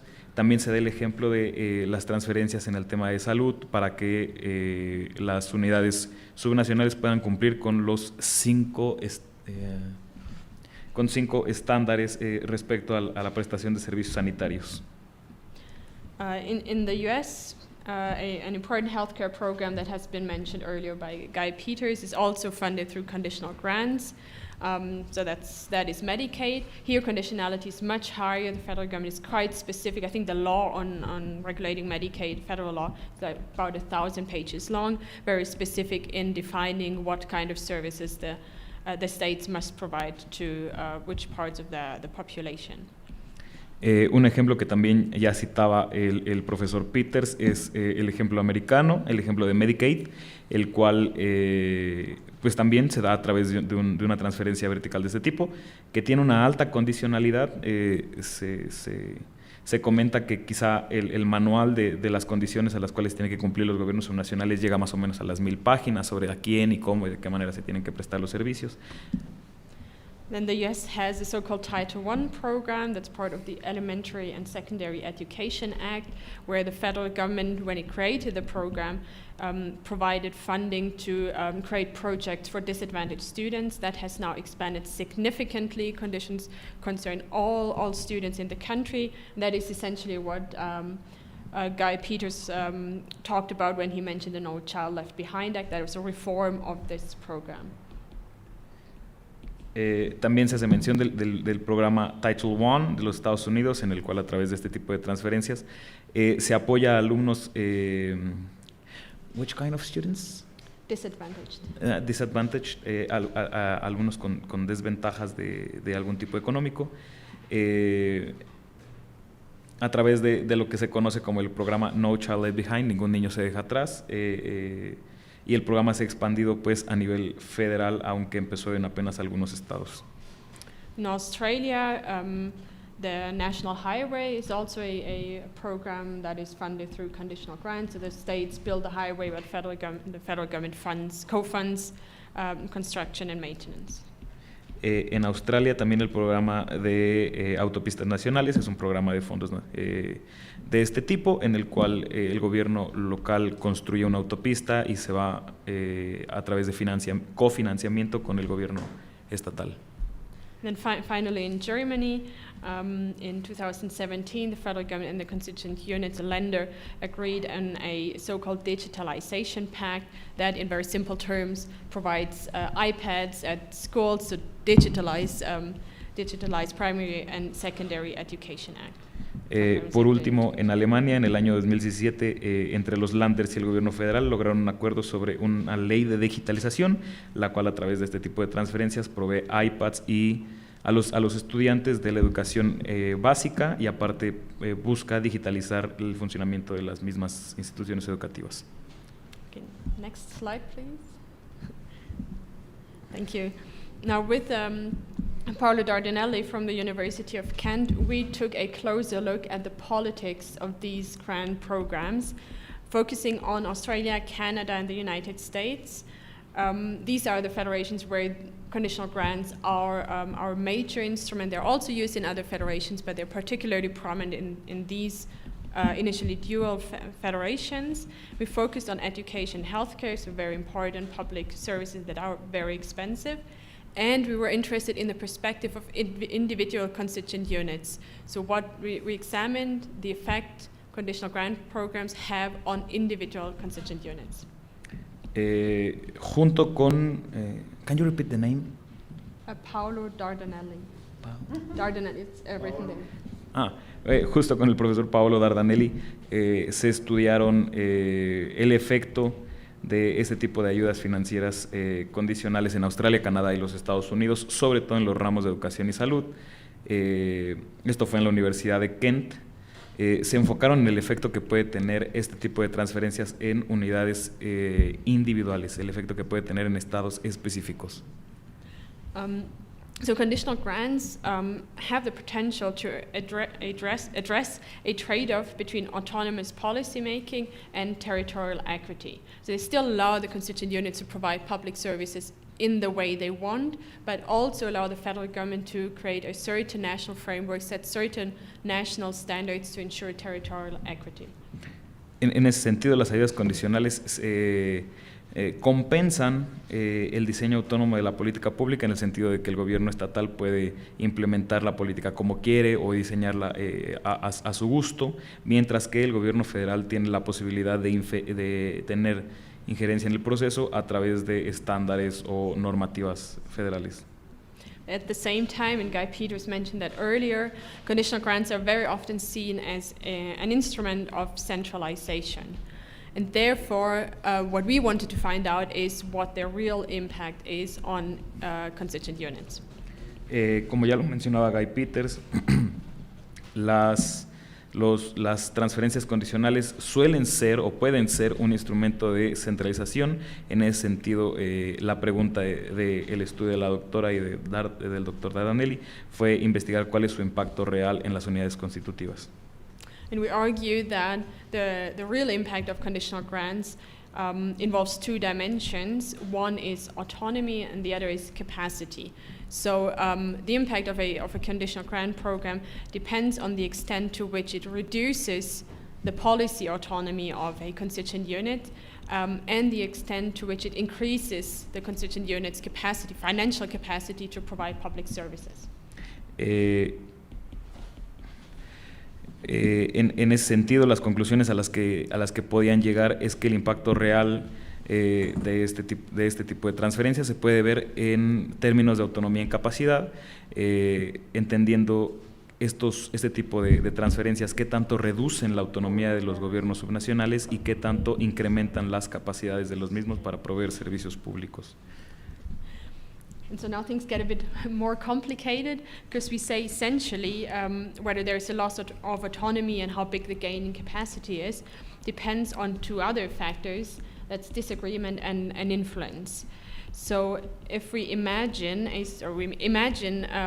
the negotiations of conditional grant programs to consist of two stages. The first stage is where the federal government makes a proposal, so it says this is the amount of funding we're proposing and these are the conditions we want to attach to this funding. Then the constituent units react to that. So they might ask for higher funding and might dislike certain policy conditions, in which case we observe disagreement. Aquí es donde la situación se complica todavía un poco más, pues esto depende altamente de dos variables que encuentran, que son el desacuerdo y la influencia. Si nos pudiéramos imaginar un proceso, tuviera dos etapas, en la cual el gobierno federal elabora propuestas de financiamiento y las presenta a los gobiernos subnacionales, y una segunda etapa es donde los gobiernos subnacionales reaccionan a la propuesta original en acuerdo o desacuerdo, esto como una variable, y se puede entender o se puede leer en ese momento cuál será la influencia de ambos sobre el proceso. So there might be a situation where there is no disagreement, where the constituent units are very happy with the funding and endorse the policy conditions because they refer to policies or a way which they wanted to provide a public service anyway. But so in this case, we would conclude that the impact of a conditional grant program is actually very beneficial to the constituent unit. However, there might be situations I described in which a constituent unit is not happy with the funding or the policy conditions and then tries to influence the federal government and asking it to change, provide more funding and to change the policy conditions.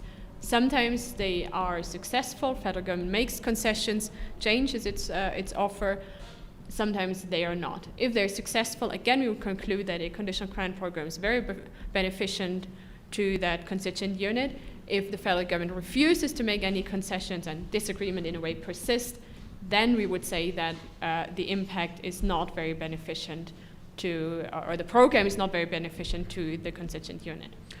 Si seguimos imaginándonos este tipo de casos, puede ser que el gobierno federal presente su propuesta y el gobierno subnacional en cuestión esté completamente de acuerdo, no tenga ningún desacuerdo, entonces podría decir que el programa o la transferencia es sumamente beneficiosa, pues aumenta las capacidades sin que exista impacto o desacuerdo. En otro caso, donde la unidad subnacional se encuentre en desacuerdo con el tipo de propuesta, pues lo lógico es que intente influir en su diseño, donde puede que el gobierno federal acepte las modificaciones que se proponen, en cuyo caso pues será beneficioso el programa de transferencia, pues no hay desacuerdos. En el caso contrario, en el caso de que no pueda o el gobierno federal no permita que se modifiquen las situaciones, entonces se puede empezar a considerar un caso de que sea menos beneficioso o esta situación. So by looking at conditional grant programs in Australia, Canada, and the United States, looking at negotiations since the creation of these programs, mainly in the 1960s until today, so we looked at a lot of negotiations of grant programs, we found that overall these programs are beneficial to the constituent units. So on average, or the aggregate, we find that the loss of autonomy is relatively small and the gain in fiscal capacity or financial capacity is quite high. Después de mirar las negociaciones de este tipo entre Australia, Canadá y los Estados Unidos desde 1960 hasta la fecha, o sea, se realizaron bastantes negociaciones, en general se puede encontrar que este tipo de transferencias son beneficiosas para las unidades subnacionales en función de que la cantidad de desacuerdo es baja y el aumento en función de las capacidades pues ha sido considerable.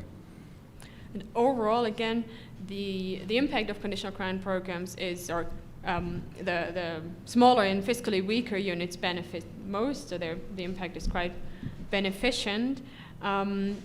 We talked about this with Eduardo yesterday, mainly because these constituent units might not have the money to provide services without federal support, and so are very happy to get the money from the federal government.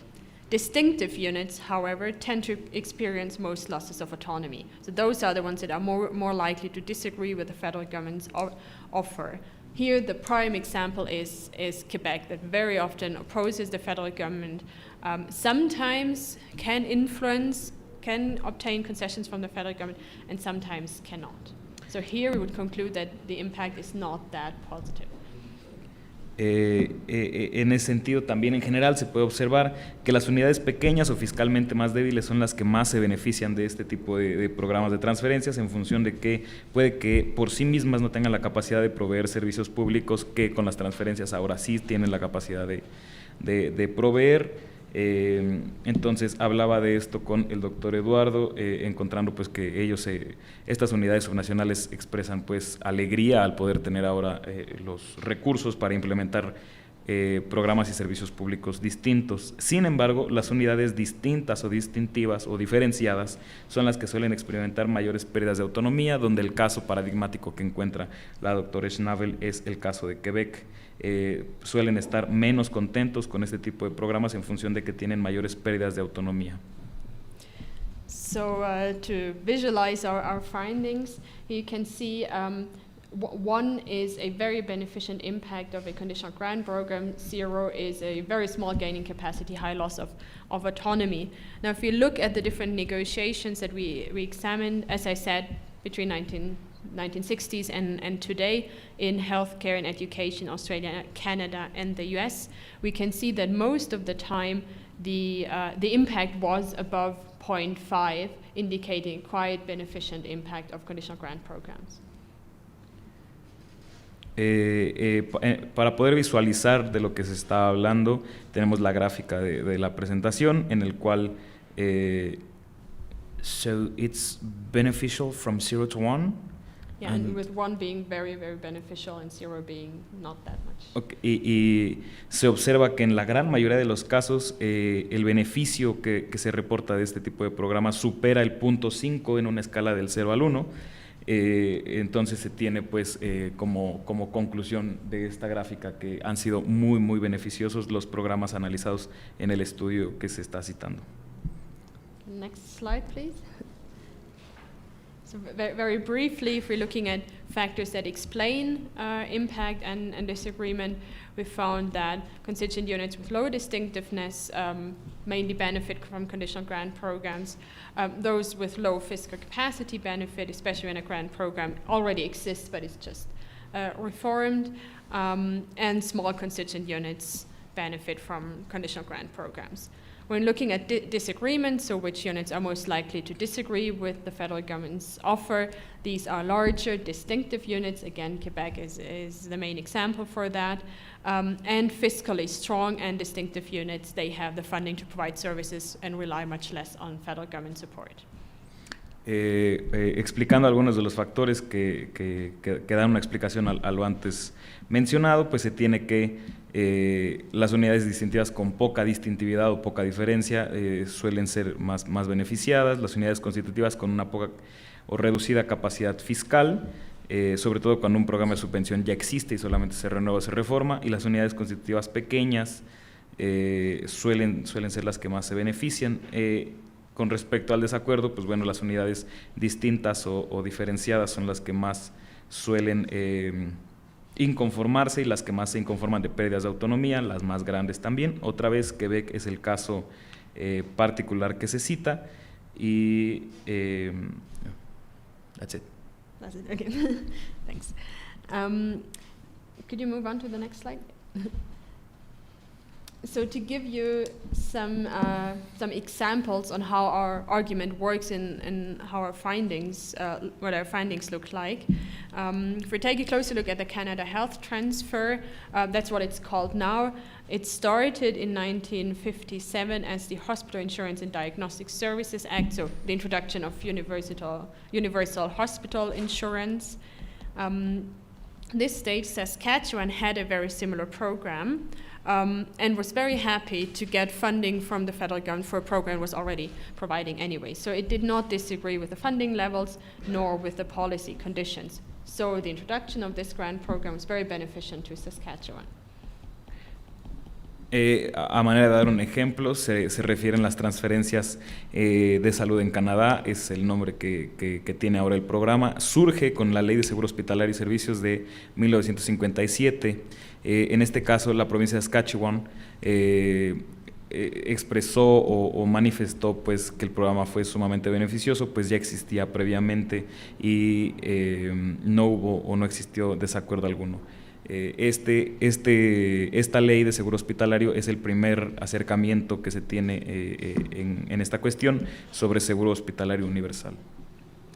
Quebec, by contrast, very much opposed a federal program, very much opposed the idea that federal government would create a program or would create a framework for a program that it would have to provide, and was very much against the policy conditions the federal government attached to its funding for healthcare. So very high disagreement, and Quebec had no influence. Eventually, federal government established the program, and Quebec only had the choice to either participate, get the funding, or lose out on the funding.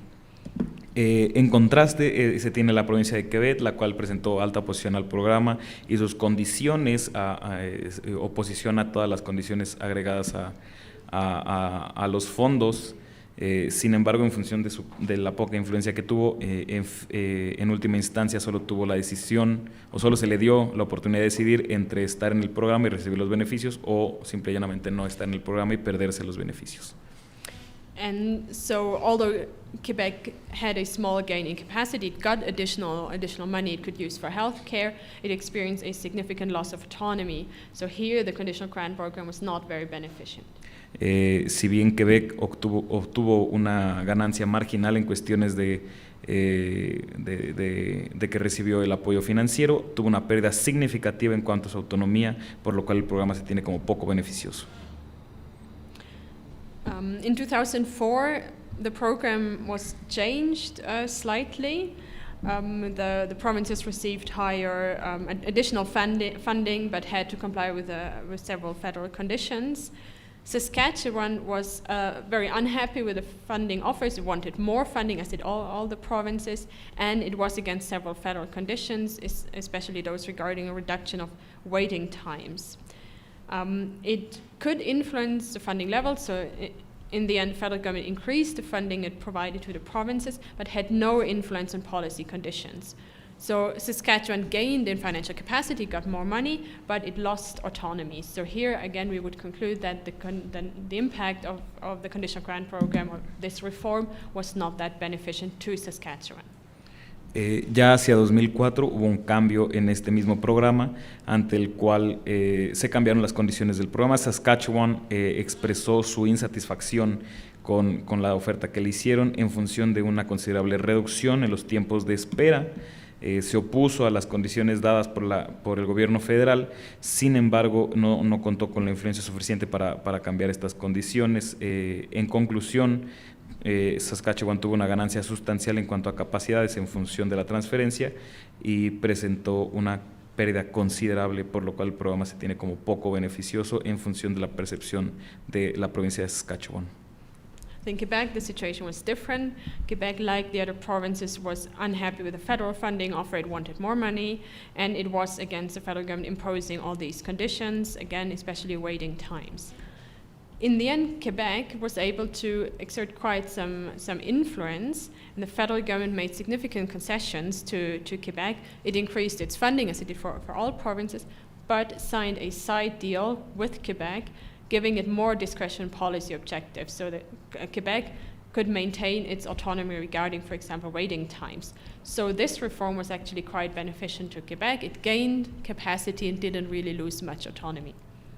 El caso de Quebec es distinto en este sentido, ya que la provincia de Quebec pedía particularmente más financiamiento y se manifestaba insatisfecha con respecto a la misma cuestión de los tiempos de espera en cuestión de salud. Sin embargo, la provincia pudo ejercer una influencia bastante sustancial, en función de la cual el gobierno federal pudo firmar un trato aparte con la provincia de Quebec, a través del cual la provincia obtuvo más fondos, con lo cual aumentó sus capacidades del sector salud y aumentó pues su autonomía por el trato diferenciado que obtuvo del gobierno federal, por lo cual se tiene como beneficioso este caso específico. Okay, final slide. So to conclude, federal grants are a reality in all federal systems, given the horizontal vertical fiscal imbalances that exist. They represent a significant share in subnational revenues. Para concluir, este tipo de subvenciones federales son una realidad para todos los sistemas federales, dados los desequilibrios fiscales verticales y horizontales que existen dentro de ellas, y representan una porción significativa de los ingresos que pueden manifestar los gobiernos subnacionales. Alan Fenner writes about the ambiguous quality of conditional grants, which I think summarizes their nature quite nicely. And he means by this that, on the one hand, they show certain flaws in federal design, but at the same time they're a useful tool. So they can maintain the autonomy of the constituent units, but increase their capacity to provide public services and allow the federal government, as I said earlier, to promote territorial equity. En ese sentido se cita, what's the name of the author? Alan Fenner. Se cita a Ellen Fenner con respecto a que encuentra que este tipo de ayudas financieras dejan ver o hacen evidentes fallas en el diseño federal, pero a la vez pueden ser consideradas una herramienta muy útil para su estudio. Carry on. That's it? Can you repeat, please? So they show certain flaws in the federal design, but can also be a useful tool to maintain autonomy of the constituent units, but allow the federal government to promote territorial equity. En ese sentido, muestran fallas del diseño federal, permiten observar diferencias entre unas unidades y otras, pero a la vez permiten generar equidad territorial entre unas unidades y otras. So overall, that's at least what our studies show, conditional grants deliver on their purpose, so they protect the autonomy of the constituent units, again, overall, while increasing their capacity and while allowing the federal government to promote certain national standards. En general, como conclusiones de este estudio, se tiene que este tipo de ayudas condicionales protegen la autonomía a través de las transferencias. Can you repeat the last part, please? The last part. So they protect the autonomy of the constituent units, but allow the federal government to establish national standards. Pero permiten que el gobierno nacional o gobierno federal establezca ciertos estándares en áreas de su interés. So we can conclude that at least looking at Australia, Canada, and the US, they are more of a blessing than a curse. However, I would like to emphasize that when looking at conditional grants, we shouldn't only look at their specific designs, or how much money do they provide, are they matching, are they non-matching, and so on, but at the way they're negotiated. So that's where politics come in. The politics of conditional grants are very important when it comes to reaching any conclusions on their real impact on federal systems. A manera de conclusión, por lo menos mirando los 3 casos que se estudiaron, se tiene que las transferencias condicionadas son más una bendición que una maldición. Sin embargo, más allá de mirar solamente a la manera en la que se dan o la manera en la que quedan planteadas, y son la manera en que se da el financiamiento, observar la manera en que se dan sus negociaciones permite conocer mejor the last part. The politics, so the negotiations are very important. Sí, observar la política interna de las negociaciones permite un análisis más integral. So, and now I'm coming back to your project. What our research underlined is the many interdependencies that exist in federal systems, and the importance of intergovernmental relations, because they shape how these programs are negotiated. However, and that's something we would like to investigate further in the future, what is interesting is that even though we would expect that horizontal coordination, so the constituent units forming a common front, gives them more leverage when negotiating conditional grant programs with the federal government, we did not find any evidence of that happening, so that systematically whenever the constituent units coordinated, they would be able to exercise more influence on conditional grant programs. So that is something to investigate more, but in any ways, the way intergovernmental relations work, how the 2 levels of government interact, is very important when it comes to the impact conditional grant programs have on constituent units, and so also very important when it comes to answering the question about the centralizing effect of conditional grant programs. And on that note, I thank you very much for your attention and look forward to any kind of discussion later on. Últimamente, volviendo sobre el proyecto que se presenta aquí, este tipo de estudios permite observar las interdependencias que se dan dentro de los consejos de relaciones intergubernamentales, sobre todo al momento de la negociación de este tipo de fondos. Particularmente se hace la anotación sobre la coordinación horizontal, la cual permitiría a los gobiernos subnacionales formar un frente común con ayuda del cual podrían ejercer más influencia sobre los gobiernos federales. Sin embargo, no hay evidencia de ello, y eso es algo que a la doctora le gustaría o sí le gustaría estudiar más a fondo, ya que permitiría comprender, como se mencionaba, cuáles son o cómo funcionan los efectos centralizadores de este tipo de transferencias. Y en ese tenor, a la doctora le gustaría mucho agradecer la atención prestada y estará atenta de los comentarios que se den sobre esta misma discusión.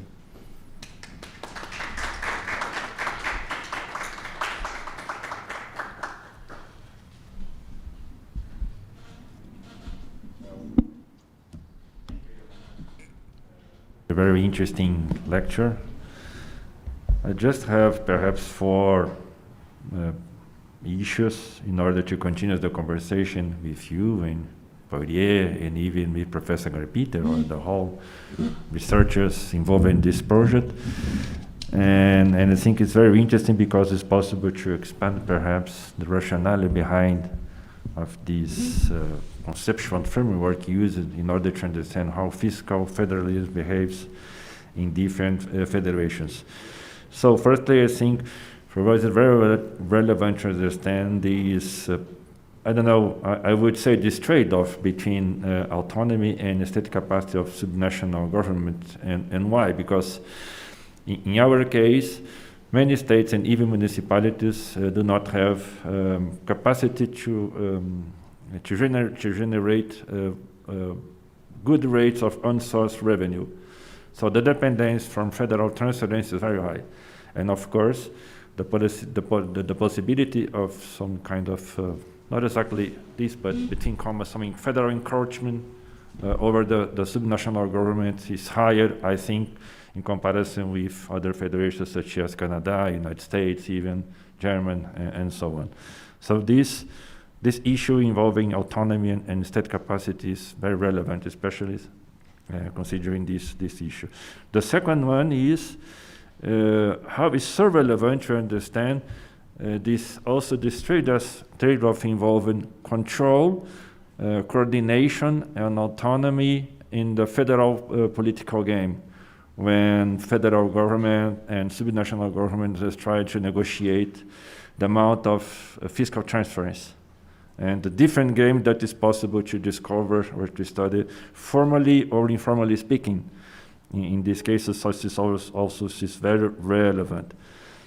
The third one is, I know that your project does not approach this issue, but I think is perhaps could be go back to this old very issue involving the debate on fiscal laziness.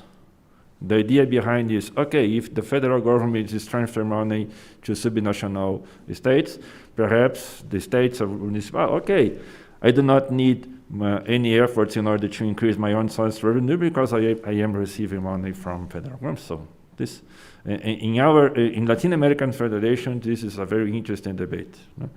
Especially because there are some other contextual conditions. For example, in many cases, municipalities and state governments do not have enough capacity to implement the increasing of on-source revenue, not just because they are lazy governments, but because the local economy does not have capacity to provide the increasing of the implementation of new source of revenue.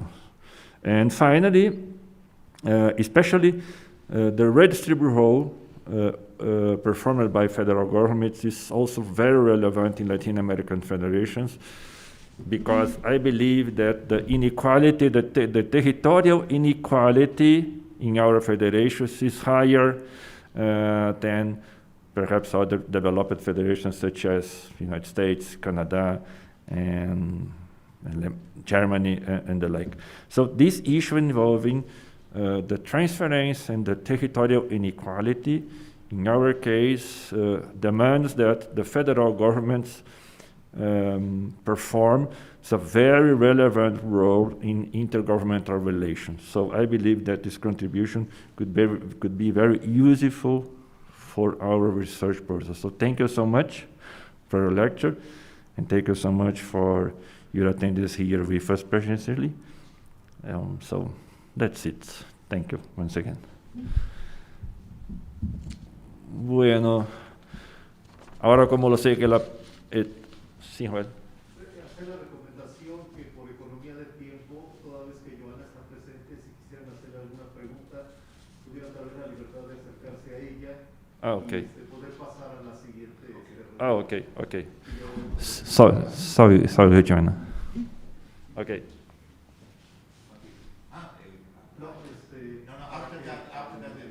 Para continuar y que las preguntas sean acercándose a ella. Pero no comprendí, ¿fue ahora o después? No, en la continuación. Ok. Después, ok. Perfecto. Muy bien. Bueno, entonces pasamos ahora a nuestra tercera ponente, la profesora Joan Poirier. Yo voy a hablar en español, profesora, porque sé que sí que comprendes español, así que yo empiezo primeramente le agradecendo una vez más el tiempo dedicado para nuestra conferencia, la segunda ponencia que estás haciendo para nosotros. Sí, muchas gracias una vez más por su colaboración, muy amable en colaborar con nosotros. También enviando sus materiales para el proyecto, sobre todo una vez más, forzando la contribución para la traducción de su capítulo de libro sobre relaciones intergubernamentales para español, que va a salir como un capítulo en el libro que estamos trabajando. Bien, yo empiezo haciendo una muy breve presentación de la profesora Joan Poirier. La profesora Joan Poirier es titular de la cátedra McGill en Federalismo en la Facultad de Derecho de la Universidad McGill en Montreal, Canadá, donde enseña el Derecho Constitucional General y Federalismo Comparado. De 2004 hasta 2015 enseñó Derecho Comparado en la Facultad de Derecho en el Instituto de Estudios Europeos de la Universidad Libre de Bruselas, Bélgica, donde codirigió el Centro para el Derecho Público. Juan ostenta títulos en Historia y Filosofía de la Universidad de Queens, Canadá, títulos en Derecho de la Universidad McGill, Canadá, una maestría en Derecho de la Universidad Libre de Bruselas y un doctorado en Derecho de la Universidad de Cambridge, Reino Unido. Previo a su carrera académica, fue asistente legal en la Suprema Corte de Canadá y abogada constitucional para el Departamento canadiense de Justicia. Ha enseñado y participado en misiones de entrenamiento sobre federalismo y diseño constitucional en más de una docena de países.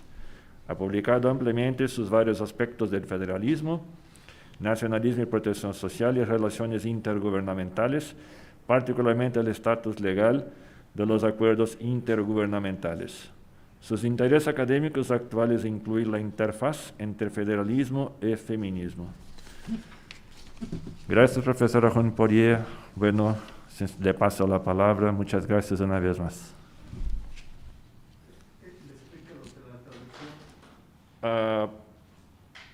Yo quiero coger el hito. ¿Sí? O yes. Sí. Profesor, en el día de hoy la traducción va a ser hecha por Joel Mendoza Ruiz, hijo, que está acá ya con nosotros. ¿Bien? ¿Ok? ¿Puedo empezar? Sí, por favor, adelante. Ok, muchas gracias. Otra vez lo siento de no estar hoy con vosotros al Colegio de México. Hoy hace menos 22 grados en Montreal. Lo puedo, tal vez pueden ver la nieve. Wow. Muy frío. Y las conversaciones que tienen en esta conferencia son muy interesantes y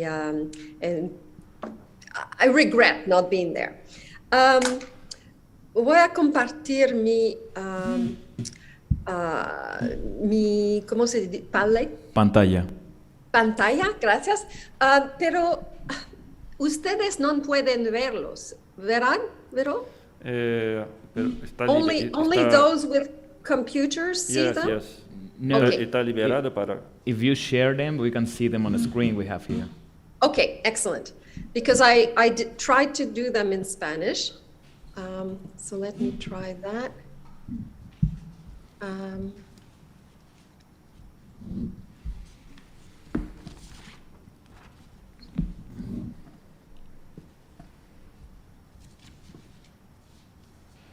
¿Son visibles?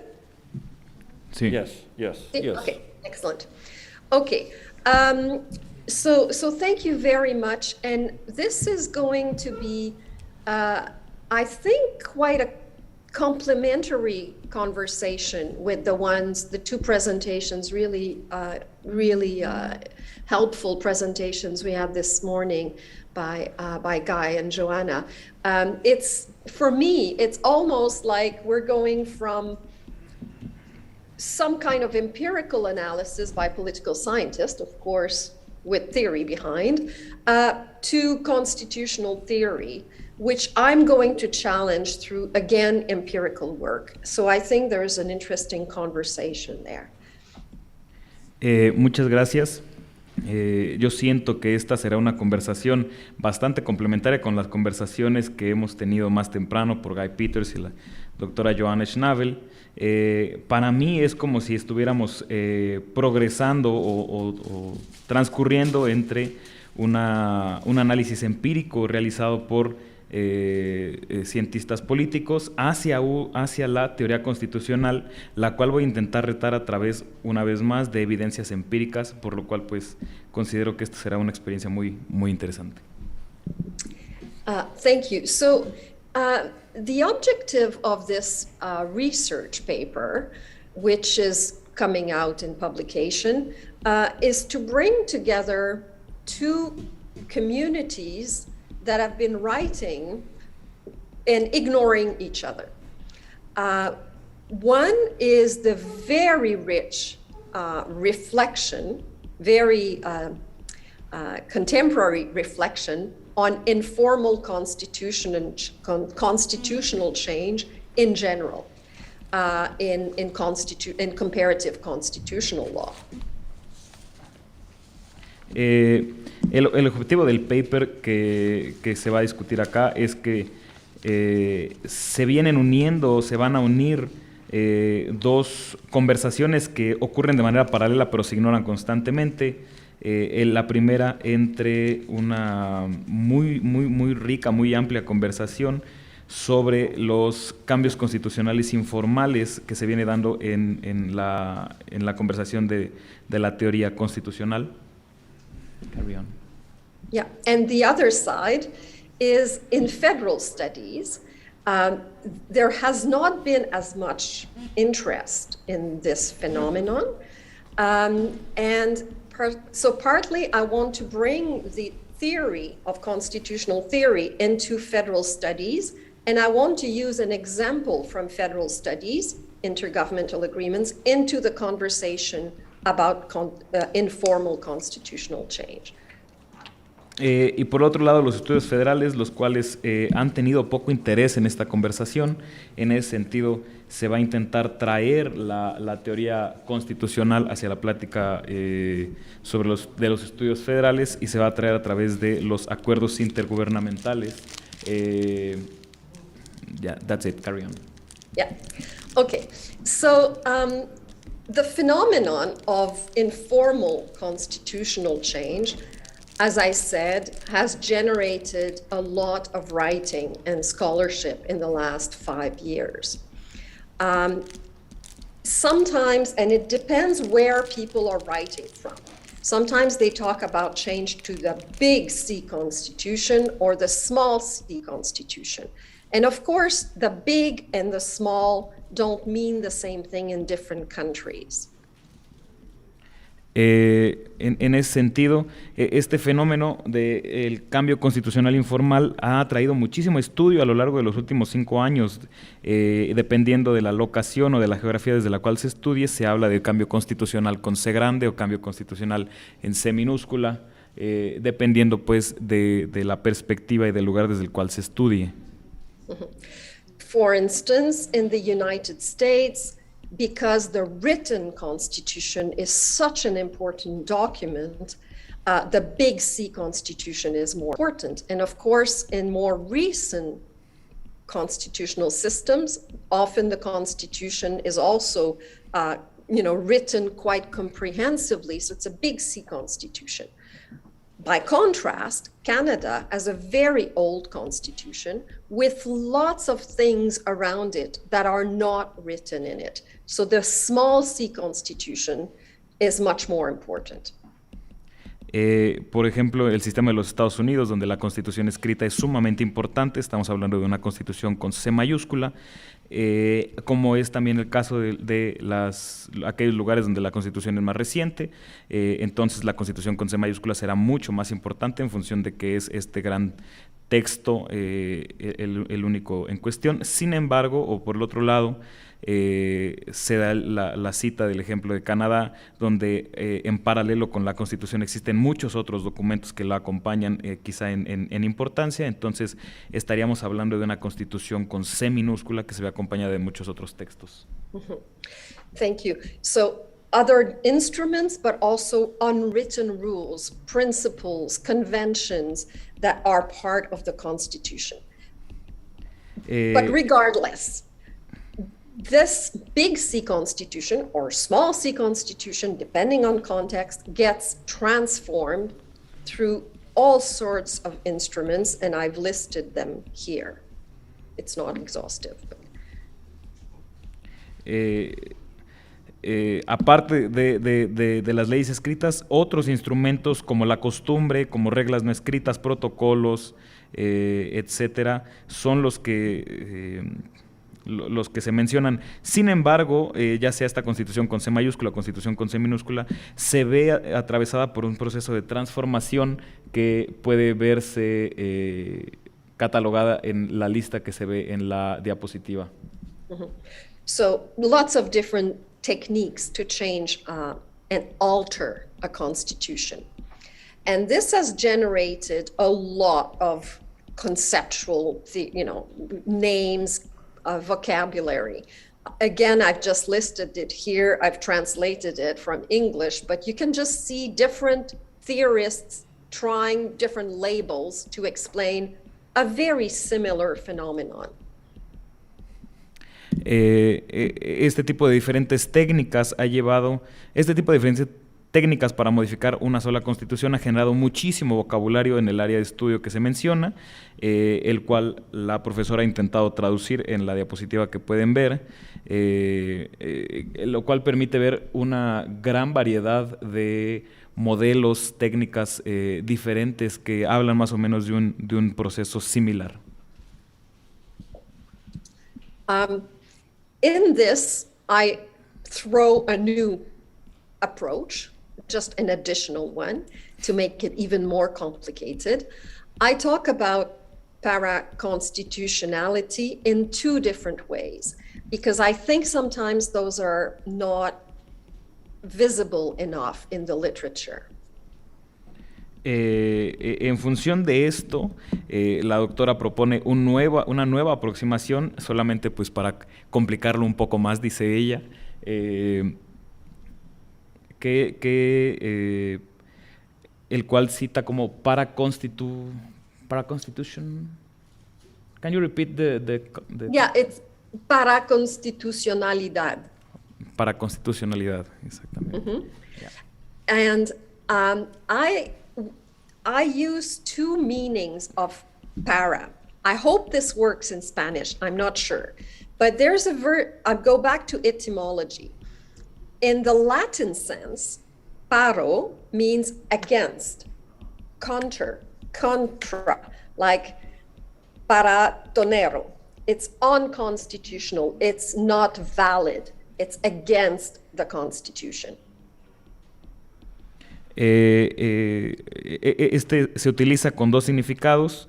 La palabra para, donde la primera etimología viene del latín, donde para significa contra la Constitución, anticonstitucional, significando ese tipo de significados.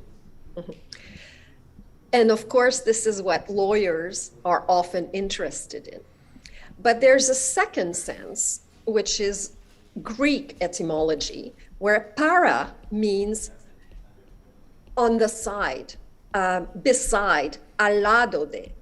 And here, for instance, it's a derivación. It's like going around. It's not going against, it's just going around the Constitution.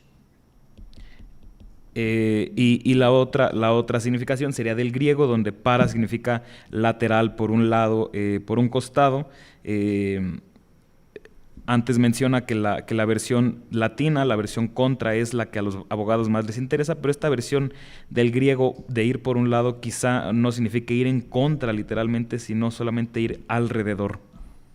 Mm-hmm. And here you can probably already imagine that the spending power that has been discussed this morning in both presentations is not necessarily against the Constitution, although it could be, but it's certainly getting around the Constitution. Acá ya se podrán imaginar que este poder de gasto que ha sido mencionado no necesariamente implica ir contra la Constitución, pero sí, o quizás sí, pero definitivamente implica ir alrededor de ella. So I'm using the Canadian context to explore this, hoping that we can do comparative work on this eventually. In two very important advisory opinions by the Supreme Court of Canada in 2014, we saw the court stopping the federal parliament from trying to change the Constitution through legislation. Yo utilizo, o sea, la doctora menciona que utiliza el contexto de Canadá con la esperanza de que más adelante se pueda realizar trabajo comparativo, especialmente el caso en el cual la Suprema Corte en 2014 previno que el Parlamento pudiera modificar la Constitución a través de labor legislativa. So these are very complicated issues. And I will not go in details here, but I could in conversation.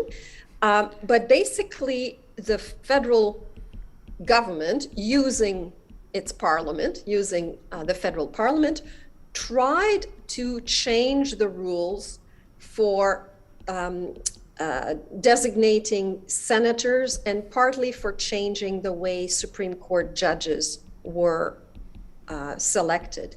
But they didn't do it by going against the text of the Constitution. They did it in a way that seemed to be constitutional.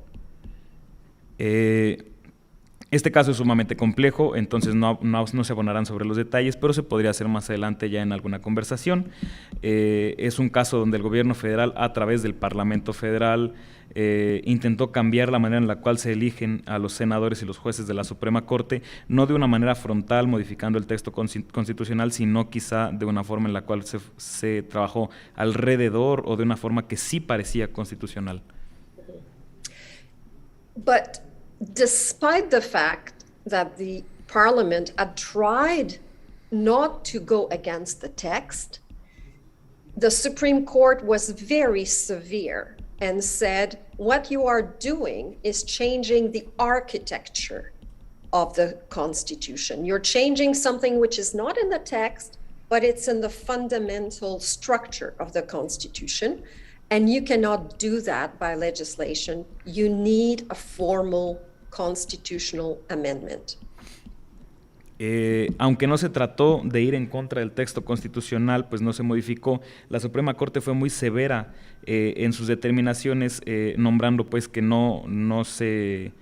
aunque no se pretendía modificar el texto constitucional, se pretendía modificar la arquitectura y la ingeniería constitucional en sí. Entonces la Corte determinó que para modificar cualquier cambio de este tipo se tenía que hacer obligatoriamente a través de un cambio legislativo, de una reforma constitucional.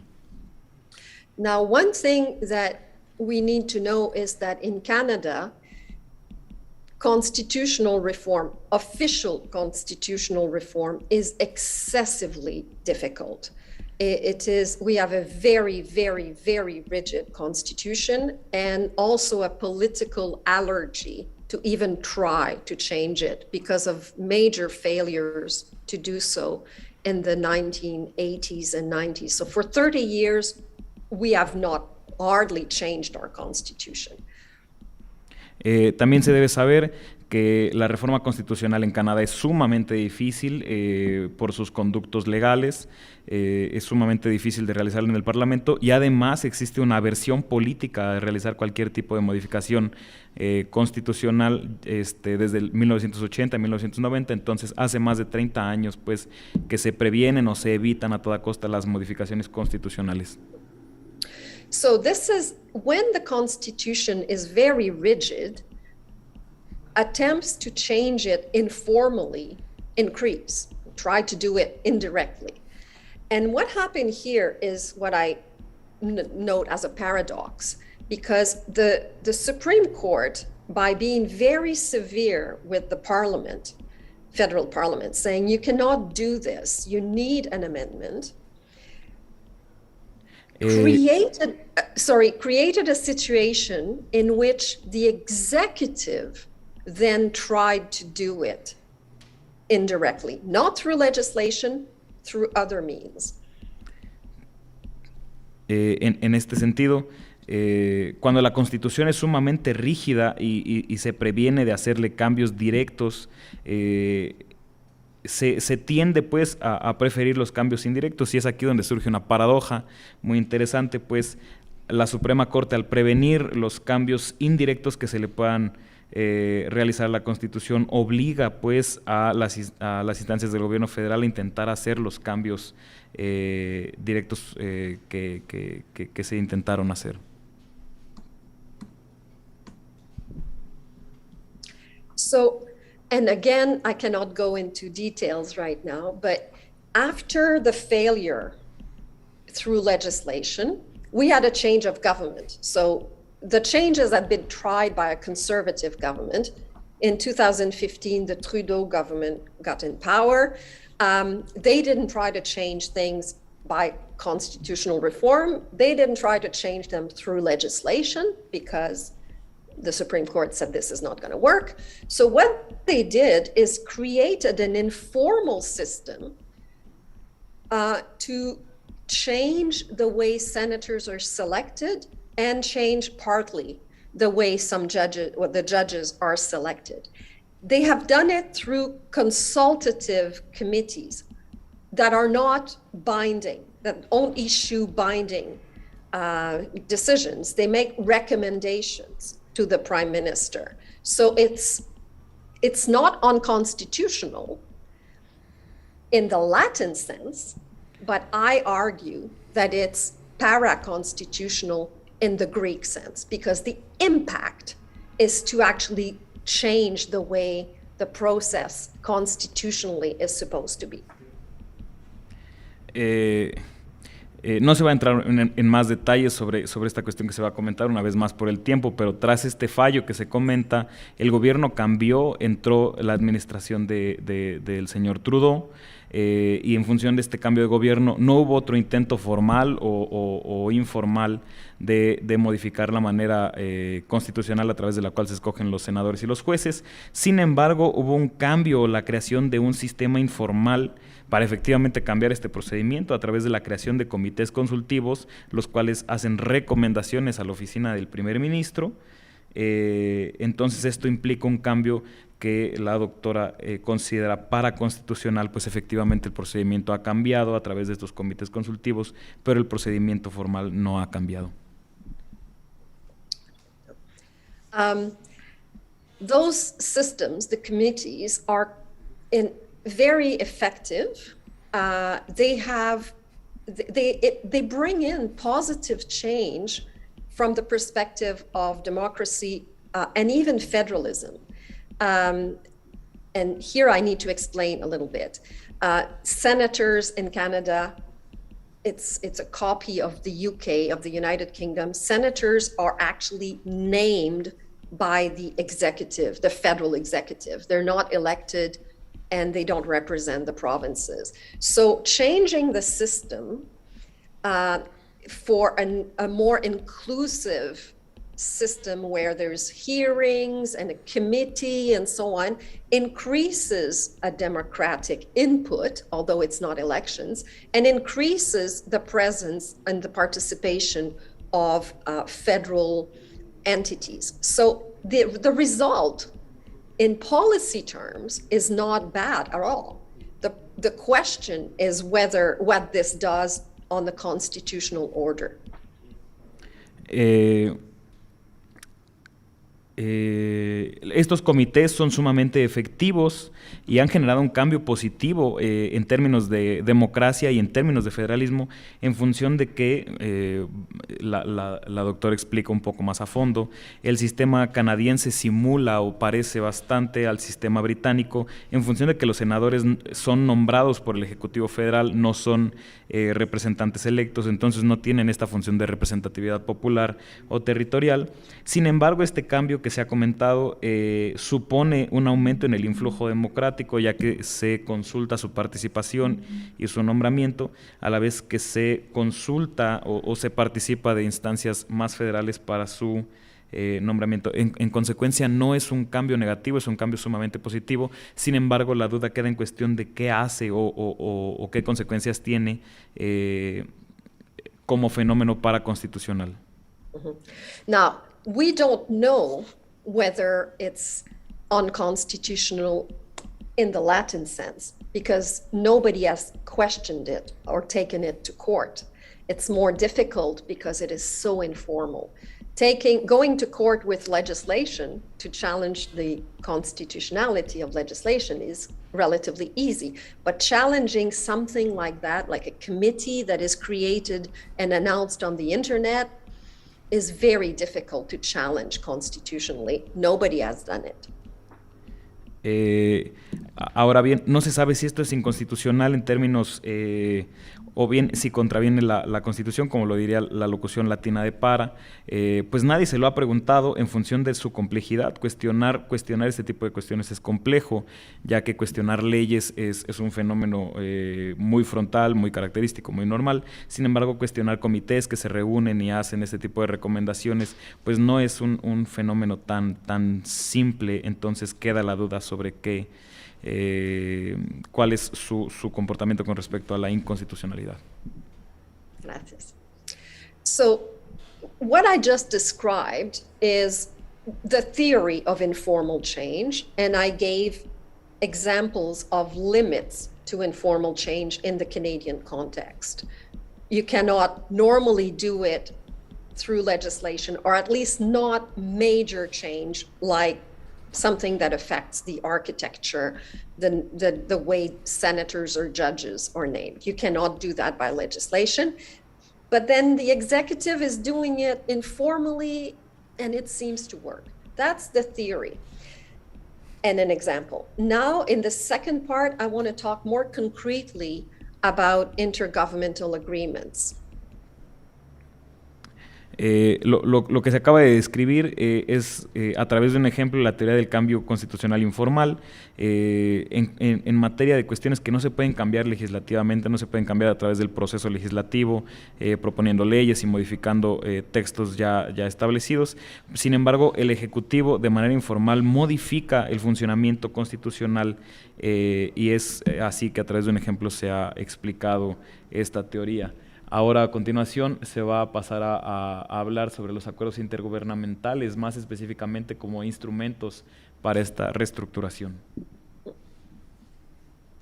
So, intergovernmental agreements go by a large number of names. I put the names here in English. I didn't translate those, but I'm sure you have in your own systems all these different designations or labels. So sometimes it's called agreements, sometimes it's called accords, can be concordats, conventions, protocols, treaties, memorandum. The name sometimes does not have a legal impact. Sometimes in some systems it does. I gave just the example of Spain. In Spain, if you say convenios, it's a legal instrument. You know a lot about its legal dimensions. If it's called acuerdo de colaboración, then it's not. So that's relevant. But in other places, the name is it's almost by chance that the names are chosen. That's the case in Canada.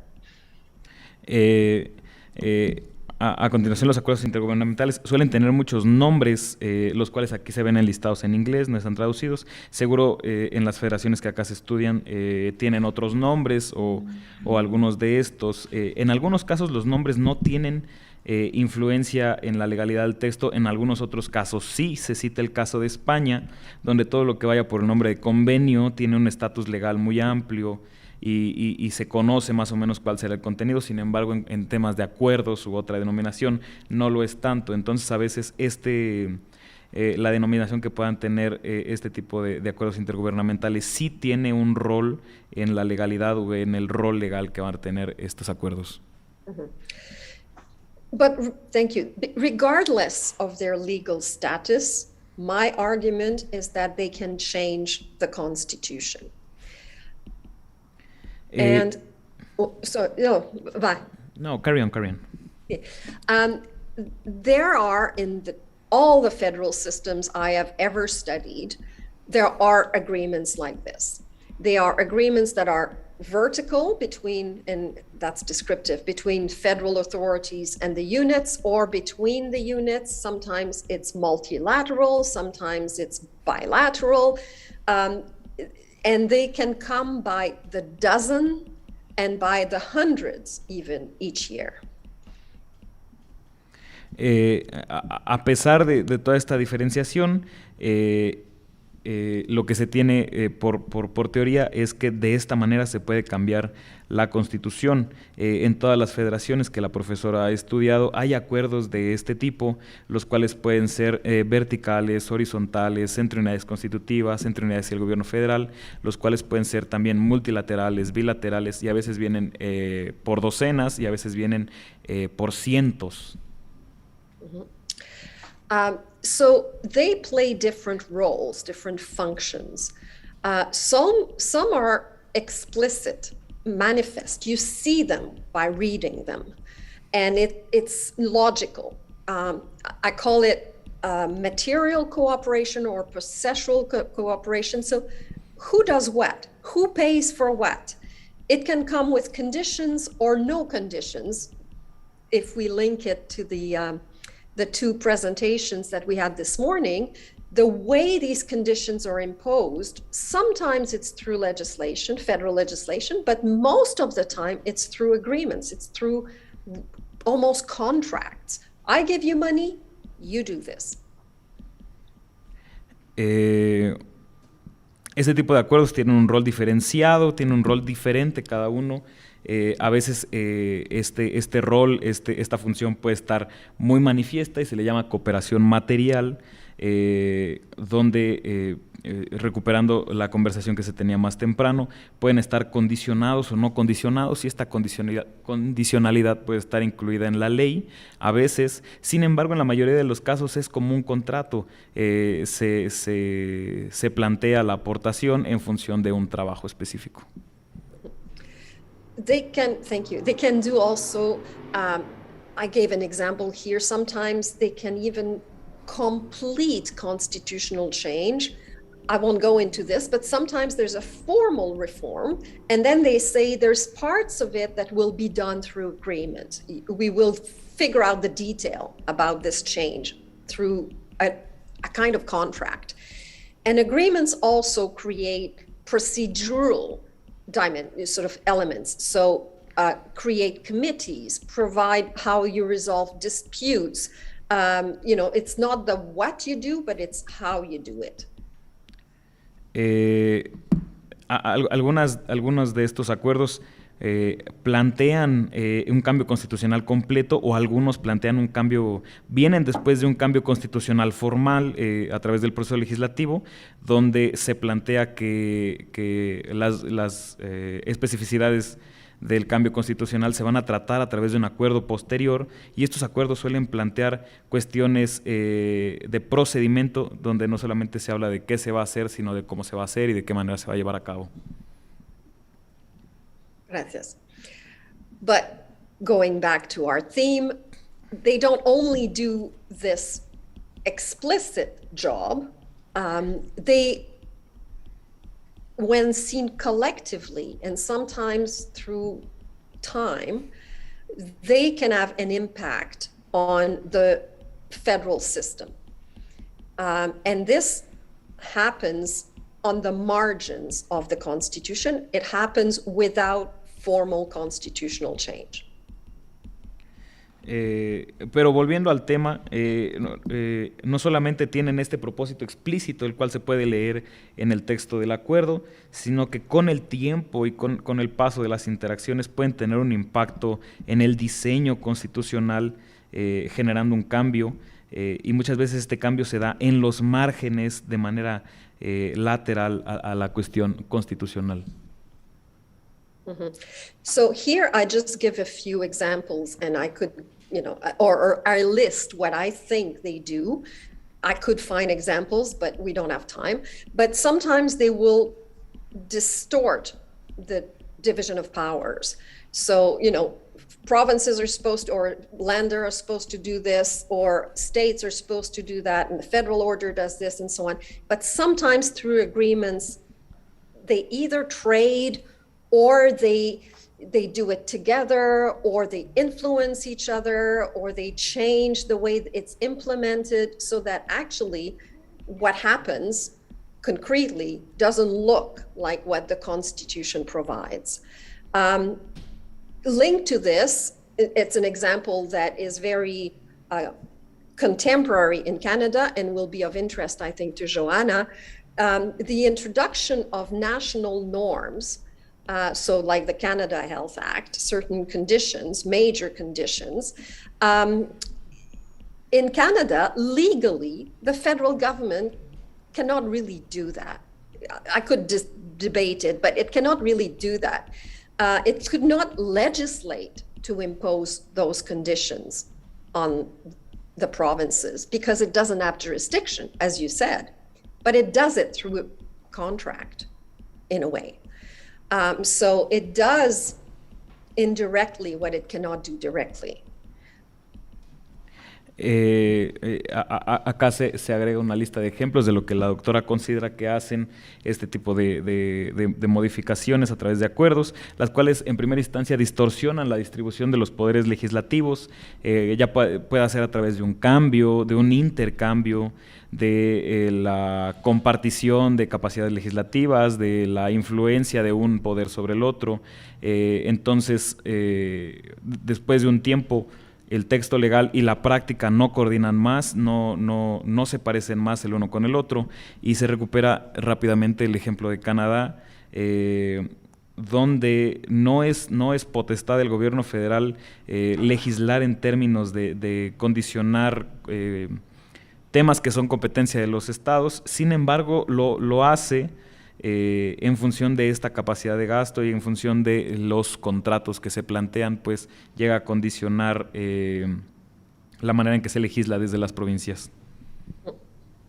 So, gracias. Other examples, sometimes through agreements, the federation will be transformed from a symmetrical federation or symmetrical arrangement to asymmetrical arrangement. And again, Joanna gave us an example this morning. This happens a lot in Canada with Quebec.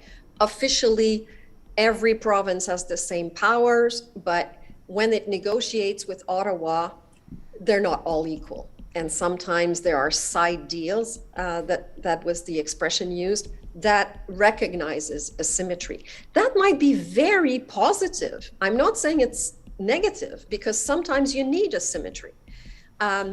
But it's happening on the margin of the Constitution.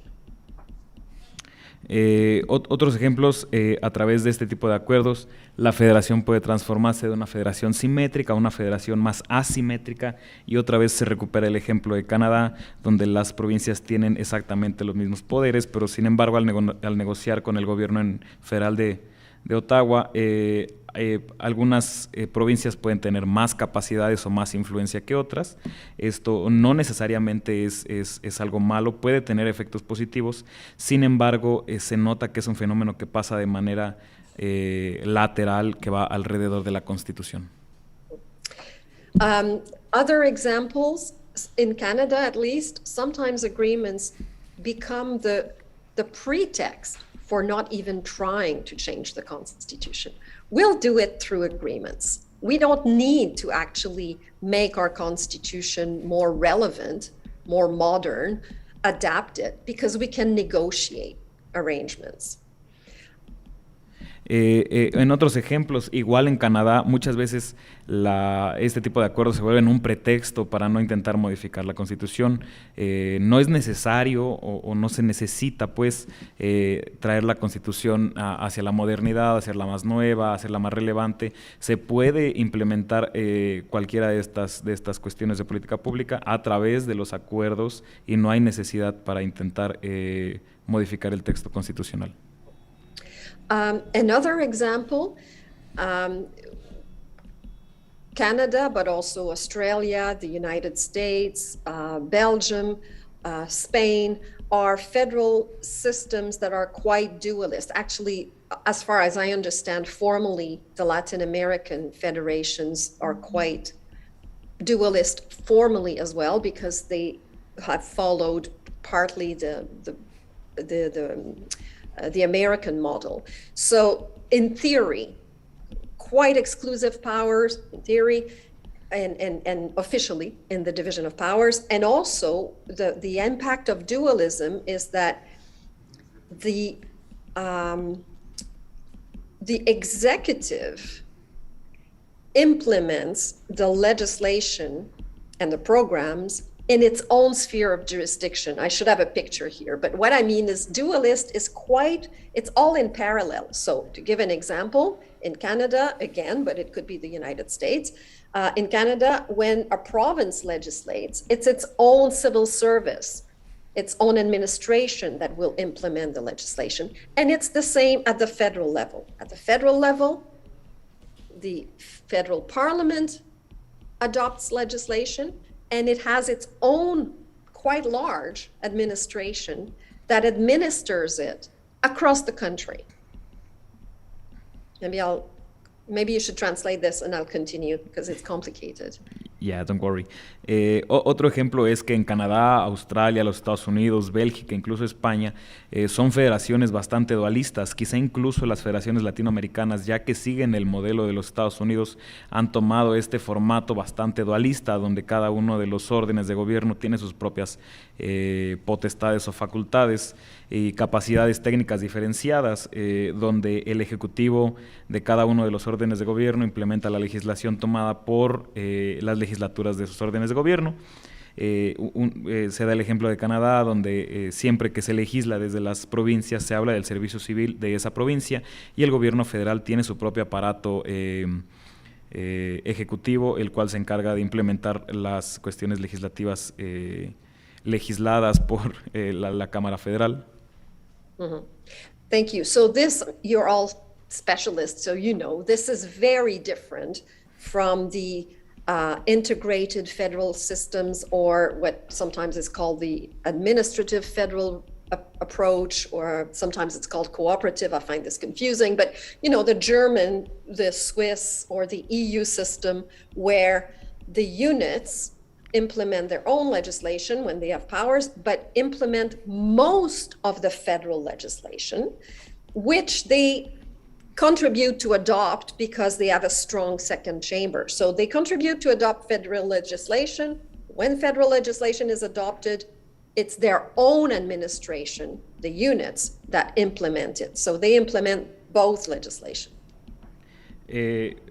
Ustedes son los expertos, ustedes bien saben de esta cuestión, que es radicalmente diferente de los federalismos integrados, que a veces se les llama cooperativos, a veces se les llama administrativos, aunque el término cooperativo puede ser un poco confuso, pero en federalismos más integrados, como lo es Alemania, la Unión Europea, las unidades constitutivas implementan la legislación federal que ellos mismos han contribuido a establecer.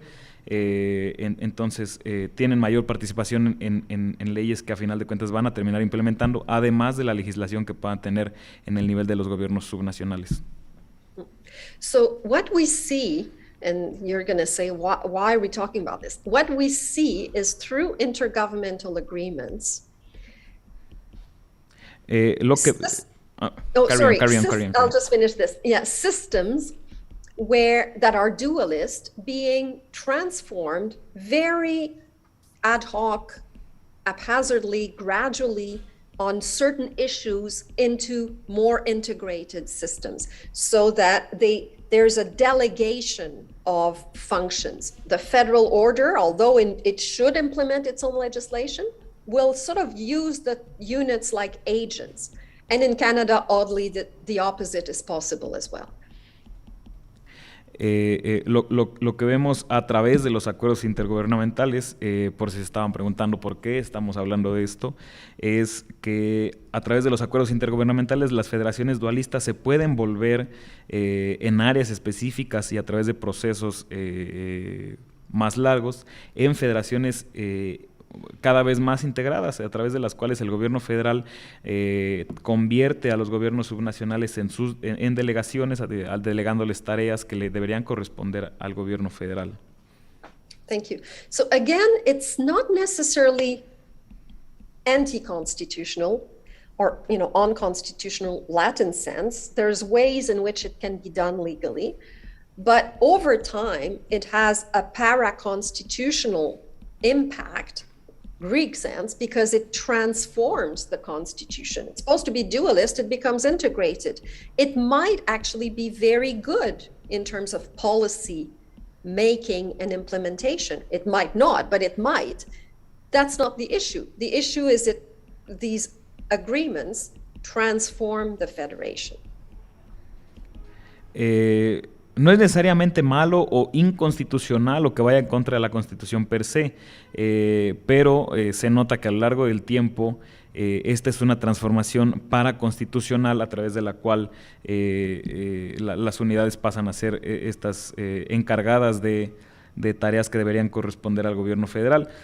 Puede ser bueno, puede ser malo, no es en sí la cuestión es que esto es una transformación informal paraconstitucional de las competencias. Incluso podría llegar a ser bueno en el modelo o en función de del diseño de políticas públicas. Mm-hmm. The last example, I'll give it with the next slide to go a little faster. So there's a possibility, I could talk about 5 examples in Canada to illustrate this. I don't have time, so let me just choose a couple, or maybe 3. The first one is connected to something I talked about earlier. So judges of the Supreme Court of Canada are officially named by the federal Governor General, Prime Minister, advised by the Prime Minister. So it's really weird, but it's the federal executive that chooses the constitutional tribunal.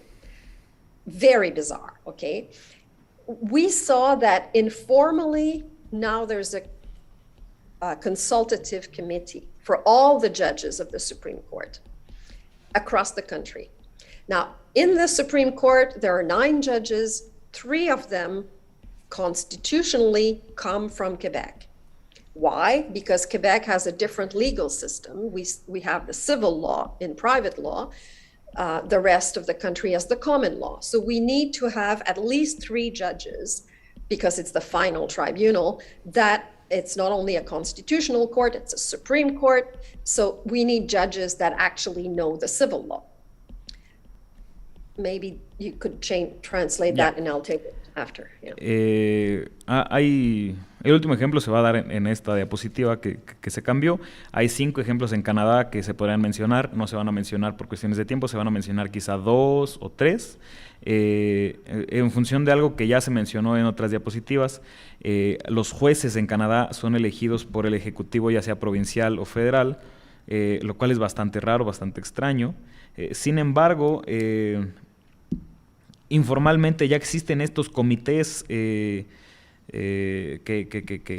participan en la elección de los jueces. Ahora bien, vale la pena notar que en el Tribunal Federal en Canadá participan 3 jueces, en todo momento 3 jueces de Quebec, en función de que Quebec tiene un sistema legal diferente al del resto de Canadá. La mayoría de Canadá funciona por el derecho consuetudinario y Quebec funciona por el derecho que se conoce como derecho civil o derecho romano. Entonces se necesita que por lo menos cierta cantidad, en este caso 3 jueces, conozcan el sistema civil. Thank you. So we saw earlier that through an informal arrangement, the federal executive decided to consult, have a system that is a bit more modern. But then it concluded an agreement with Quebec so that when the Quebec judges are selected, there's a special arrangement where the Quebec government and the Quebec bar and so on give their recommendations. So again, by agreement, bilateral agreement, which makes sense. I mean, I'm not contesting the positive impact of it, but it's through an agreement that the Quebec government actually participates in the selection of the Supreme Court judges. It's not through a constitutional amendment, but of course, I think it transforms the Constitution. Vimos ya que se consulta a través de un sistema quizá más moderno, un poquito más democrático, quiénes van a ser los jueces. Sin embargo, para el caso de Quebec, se consulta particularmente al gobernador de Quebec y a la barra de abogados de la provincia de Quebec sobre quiénes van a ser los jueces que participen de la Suprema Corte, lo cual no es bueno ni malo, ni se hacen juicios de valor al respecto. Sin embargo, sí implica un cambio paraconstitucional, definitivamente modifica el funcionamiento constitucional en función de estos jueces de la Suprema Corte de Quebec. The second example I want to give, and I should have a map, but you know, Canada is a big country and it has 3 oceans around it. Natural resources offshore belong to the federal government. Natural resources on land belong to provinces. So if you have oil in the ground, you're Alberta, you get the money. If you have oil under the sea, because you're British Columbia or you're Newfoundland, then the resources belongs to Ottawa. Un segundo ejemplo, debería haber un mapa acá, pero bueno, ustedes conocen que Canadá es un país muy grande, el cual está rodeado por 3 océanos y existe la legislación en la cual si los recursos naturales se encuentran en el mar que rodea Canadá, corresponden al gobierno federal, mientras que si los recursos naturales se encuentran en tierra, pues corresponden a las provincias. Entonces, si se encuentran recursos naturales en tierra, corresponden a la provincia en cuestión. Si se encuentran recursos naturales en el mar, como la provincia de Newfoundland o otra provincia que colinda British Columbia, estos corresponden directamente a la federación. Mm-hmm. So there's unfairness in geography. If you're a province, you get the resources and you're situated by the sea, you don't get it. So through agreements, complex agreements, the federal government has renounced its resources and granted it to the provinces, which constitutionally don't have those resources. Existen injusticias geográficas, las cuales no se pueden sortear. Sin embargo, a través de acuerdos complejos, el gobierno nacional ha renunciado a la utilización de estos recursos naturales en virtud o para beneficio de las provincias que ahora pueden tener uso de estos recursos, lo cual formalmente no es así. And the final example, and then I'll conclude, is the quote-unquote informal recognition of important actors in our constitutional orders that are not members of the federation. So I said it yesterday, we have a 2 order of government, basically federal order and provinces, we have territories, they're very similar to provinces, and those are the official actors. They have all the powers. This is how jurisdiction is divided. If you need to change the constitutions, they're the only ones who have a voice. They're the official actors.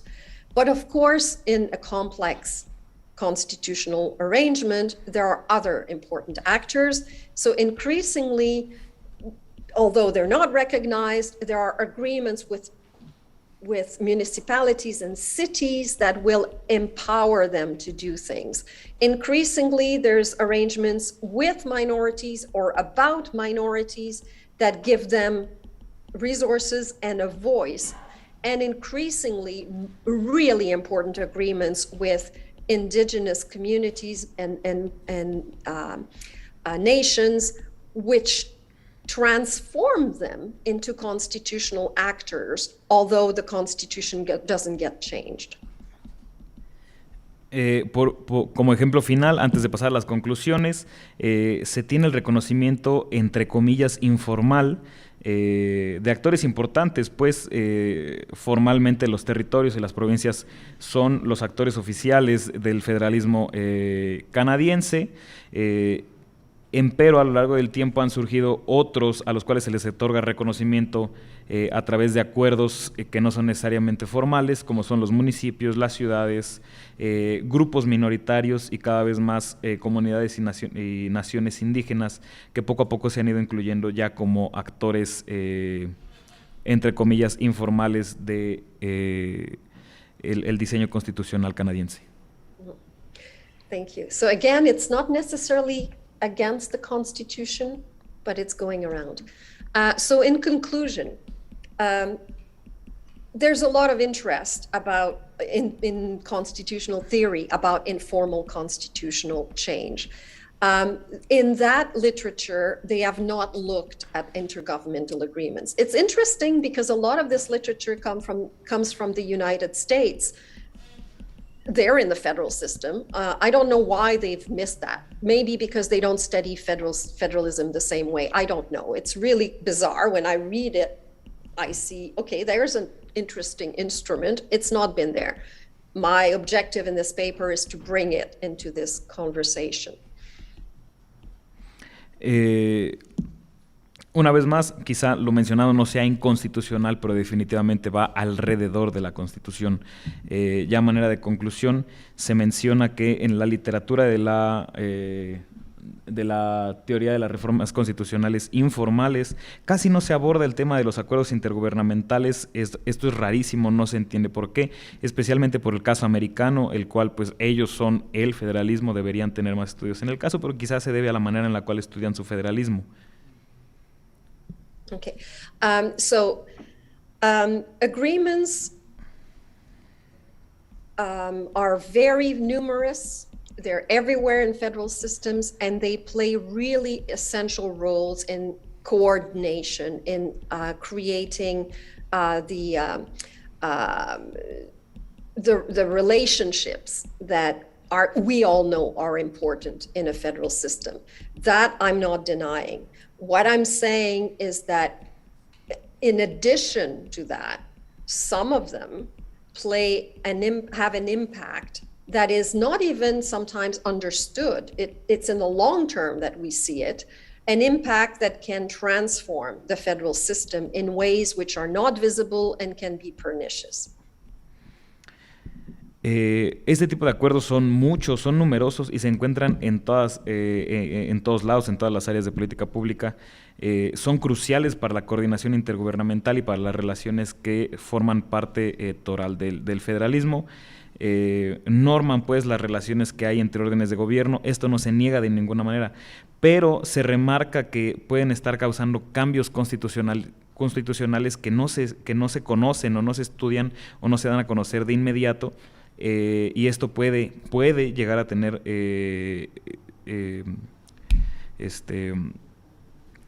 consecuencias que puedan llegar a ser perniciosas. Gracias.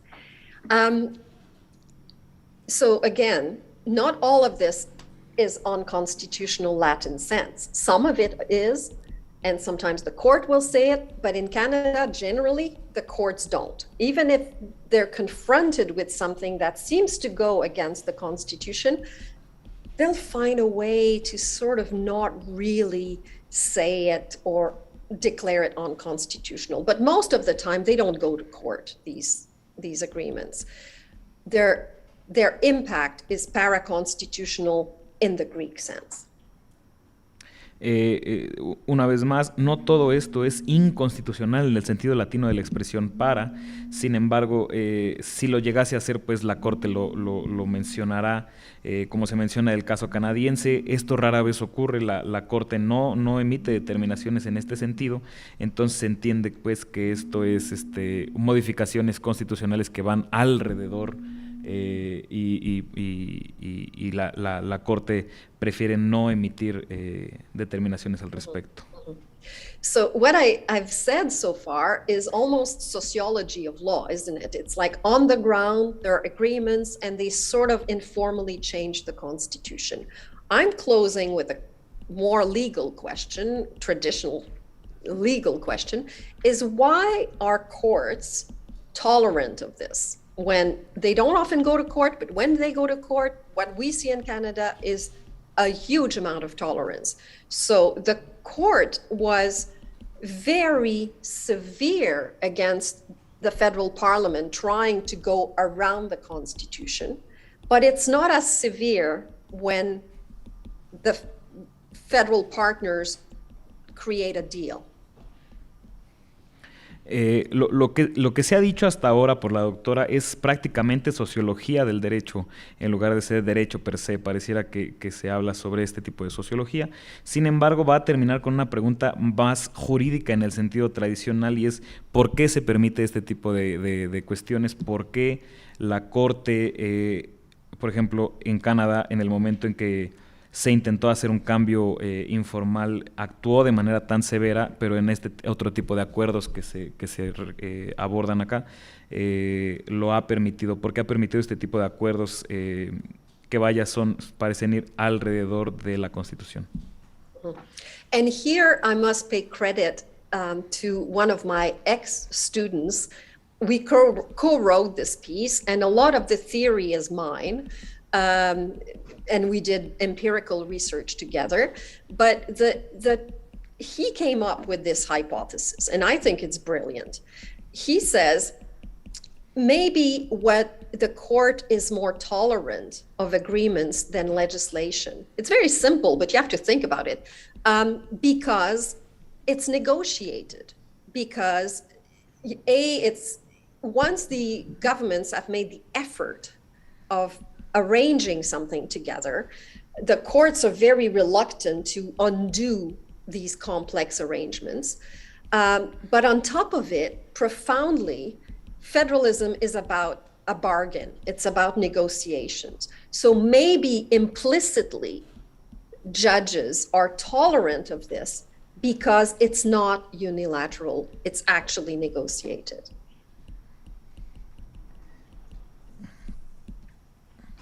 A moment, please. En este momento se quiere dar crédito a un ex. Was your student female or male?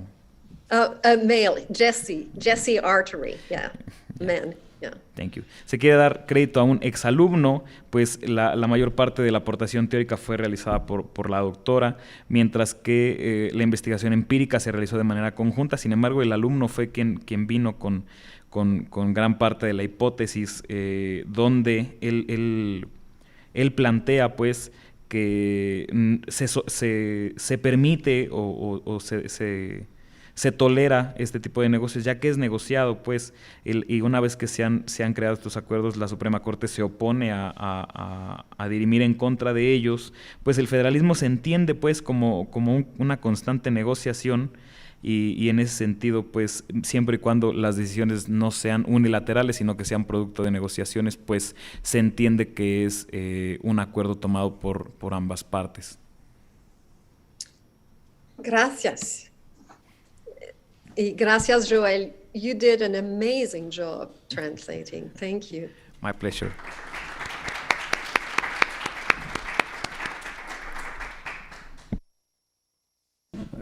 Bueno, yo voy a hablar en español, ¿ok? Despacito. o mejor, mi portuñol. Bien, yo creo que hay muchas cosas de tu charla que son muy relevantes, así que de pronto quizás se me ocurre quizás tres órdenes de cosas para hablar con vos y tu investigación. Una quizás de cosas más de nivel teórico, otras de desafíos empíricos y otras de comparación con los casos de nuestras federaciones. Bueno, entonces empezando por la primera, de la parte más teórica, yo tengo la impresión que tu investigación puede también tener un diálogo con esta literatura de territorial dynamics, de la forma como las federaciones van cambiando sus distintas trayectorias institucionales a lo largo quizás de la estructura más formal que históricamente las fueron construyendo. Entonces, yo pienso que en términos teóricos este podría ser un debate quizás adicional, o por lo menos me dio la impresión de este debate.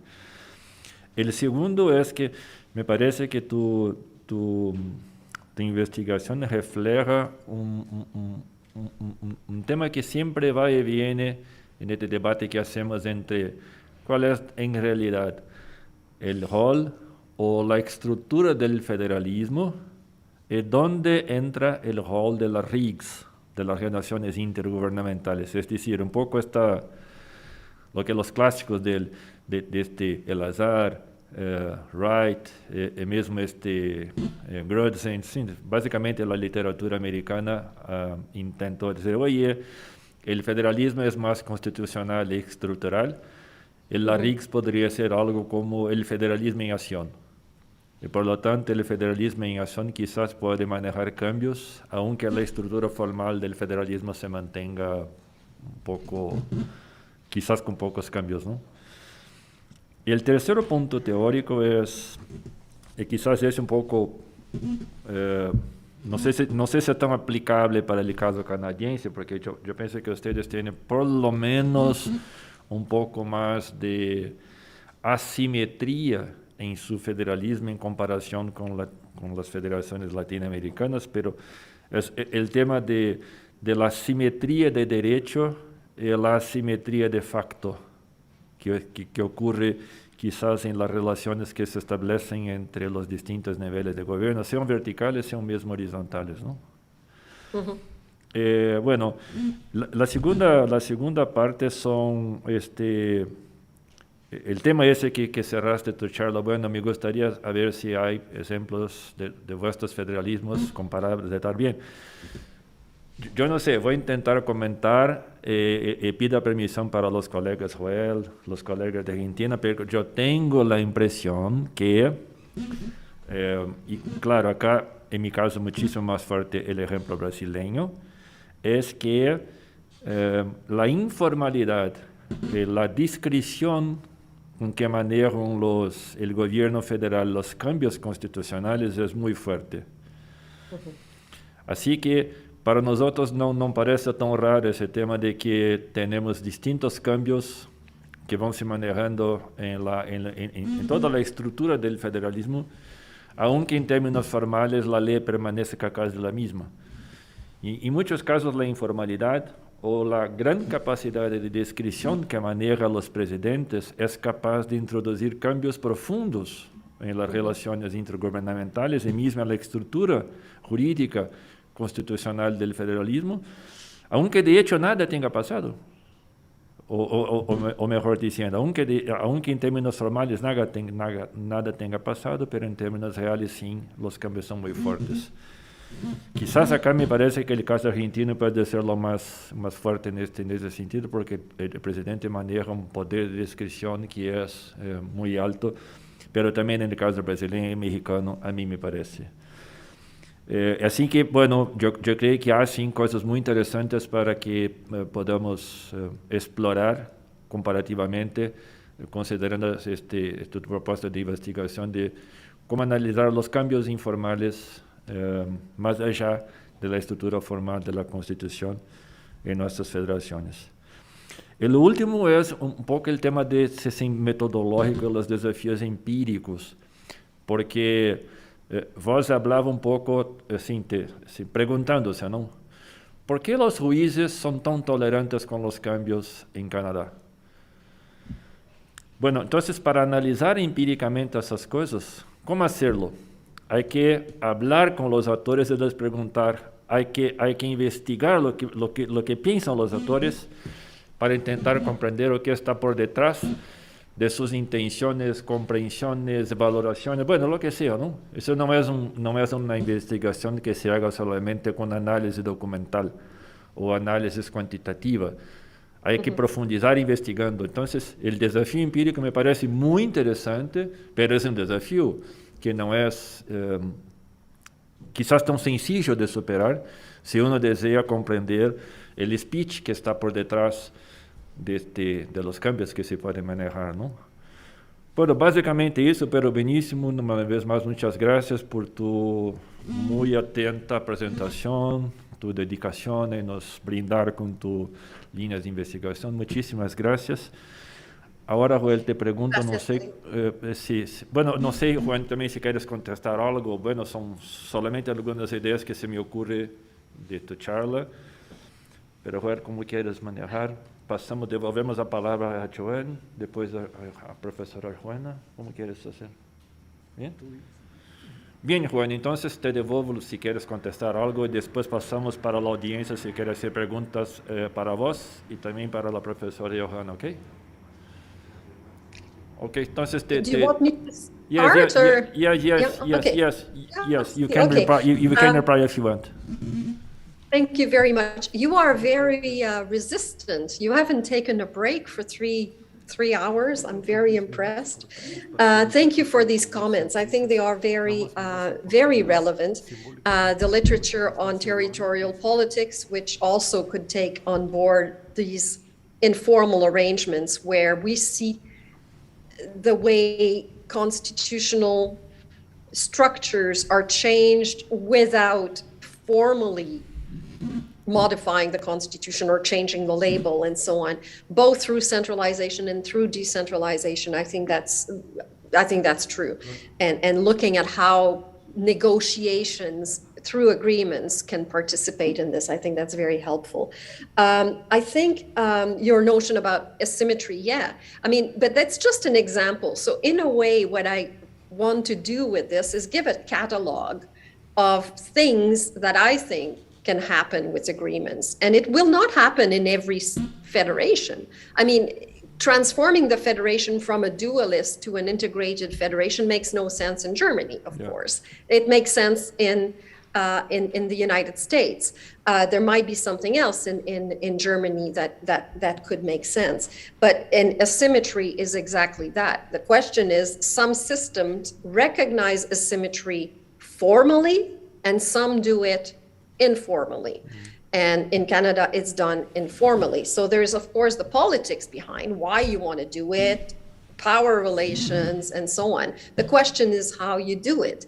And of course, deep down, the question is, does it matter? I get that question all the time from political scientists. Who cares? Like what, law is almost irrelevant. Who cares? What happens is on the ground.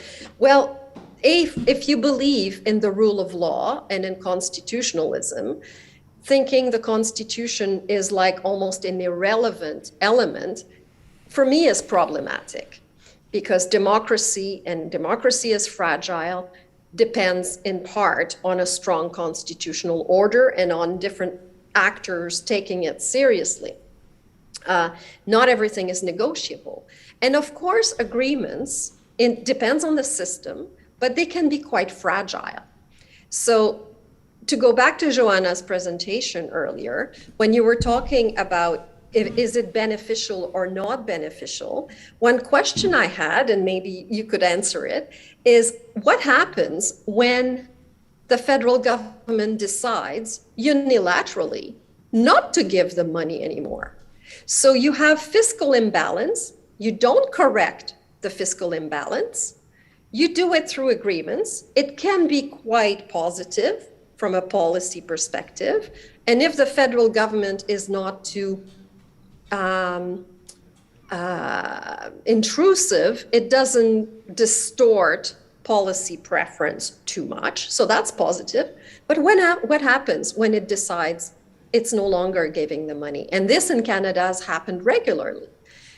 So if you change the constitution, if you recognize actors, if you recognize asymmetry, if you transform systems, but you do it informally, you can undo it easily. And sometimes that's positive, but it can be also very destabilizing. I think I'll just stop here. No. Okay. Thank you so much one more time. Johanna, do you want to present some additional comments or even to reply from the positive provocation presented by Professor Johan? Yeah. I'm just kidding.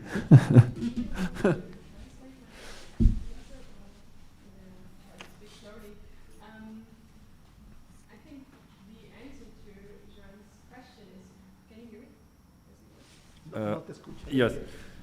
Can she hear me? Okay, now, okay, perfect. I think it's a very good question, and I think my answer is very simple. Then they're not beneficent anymore.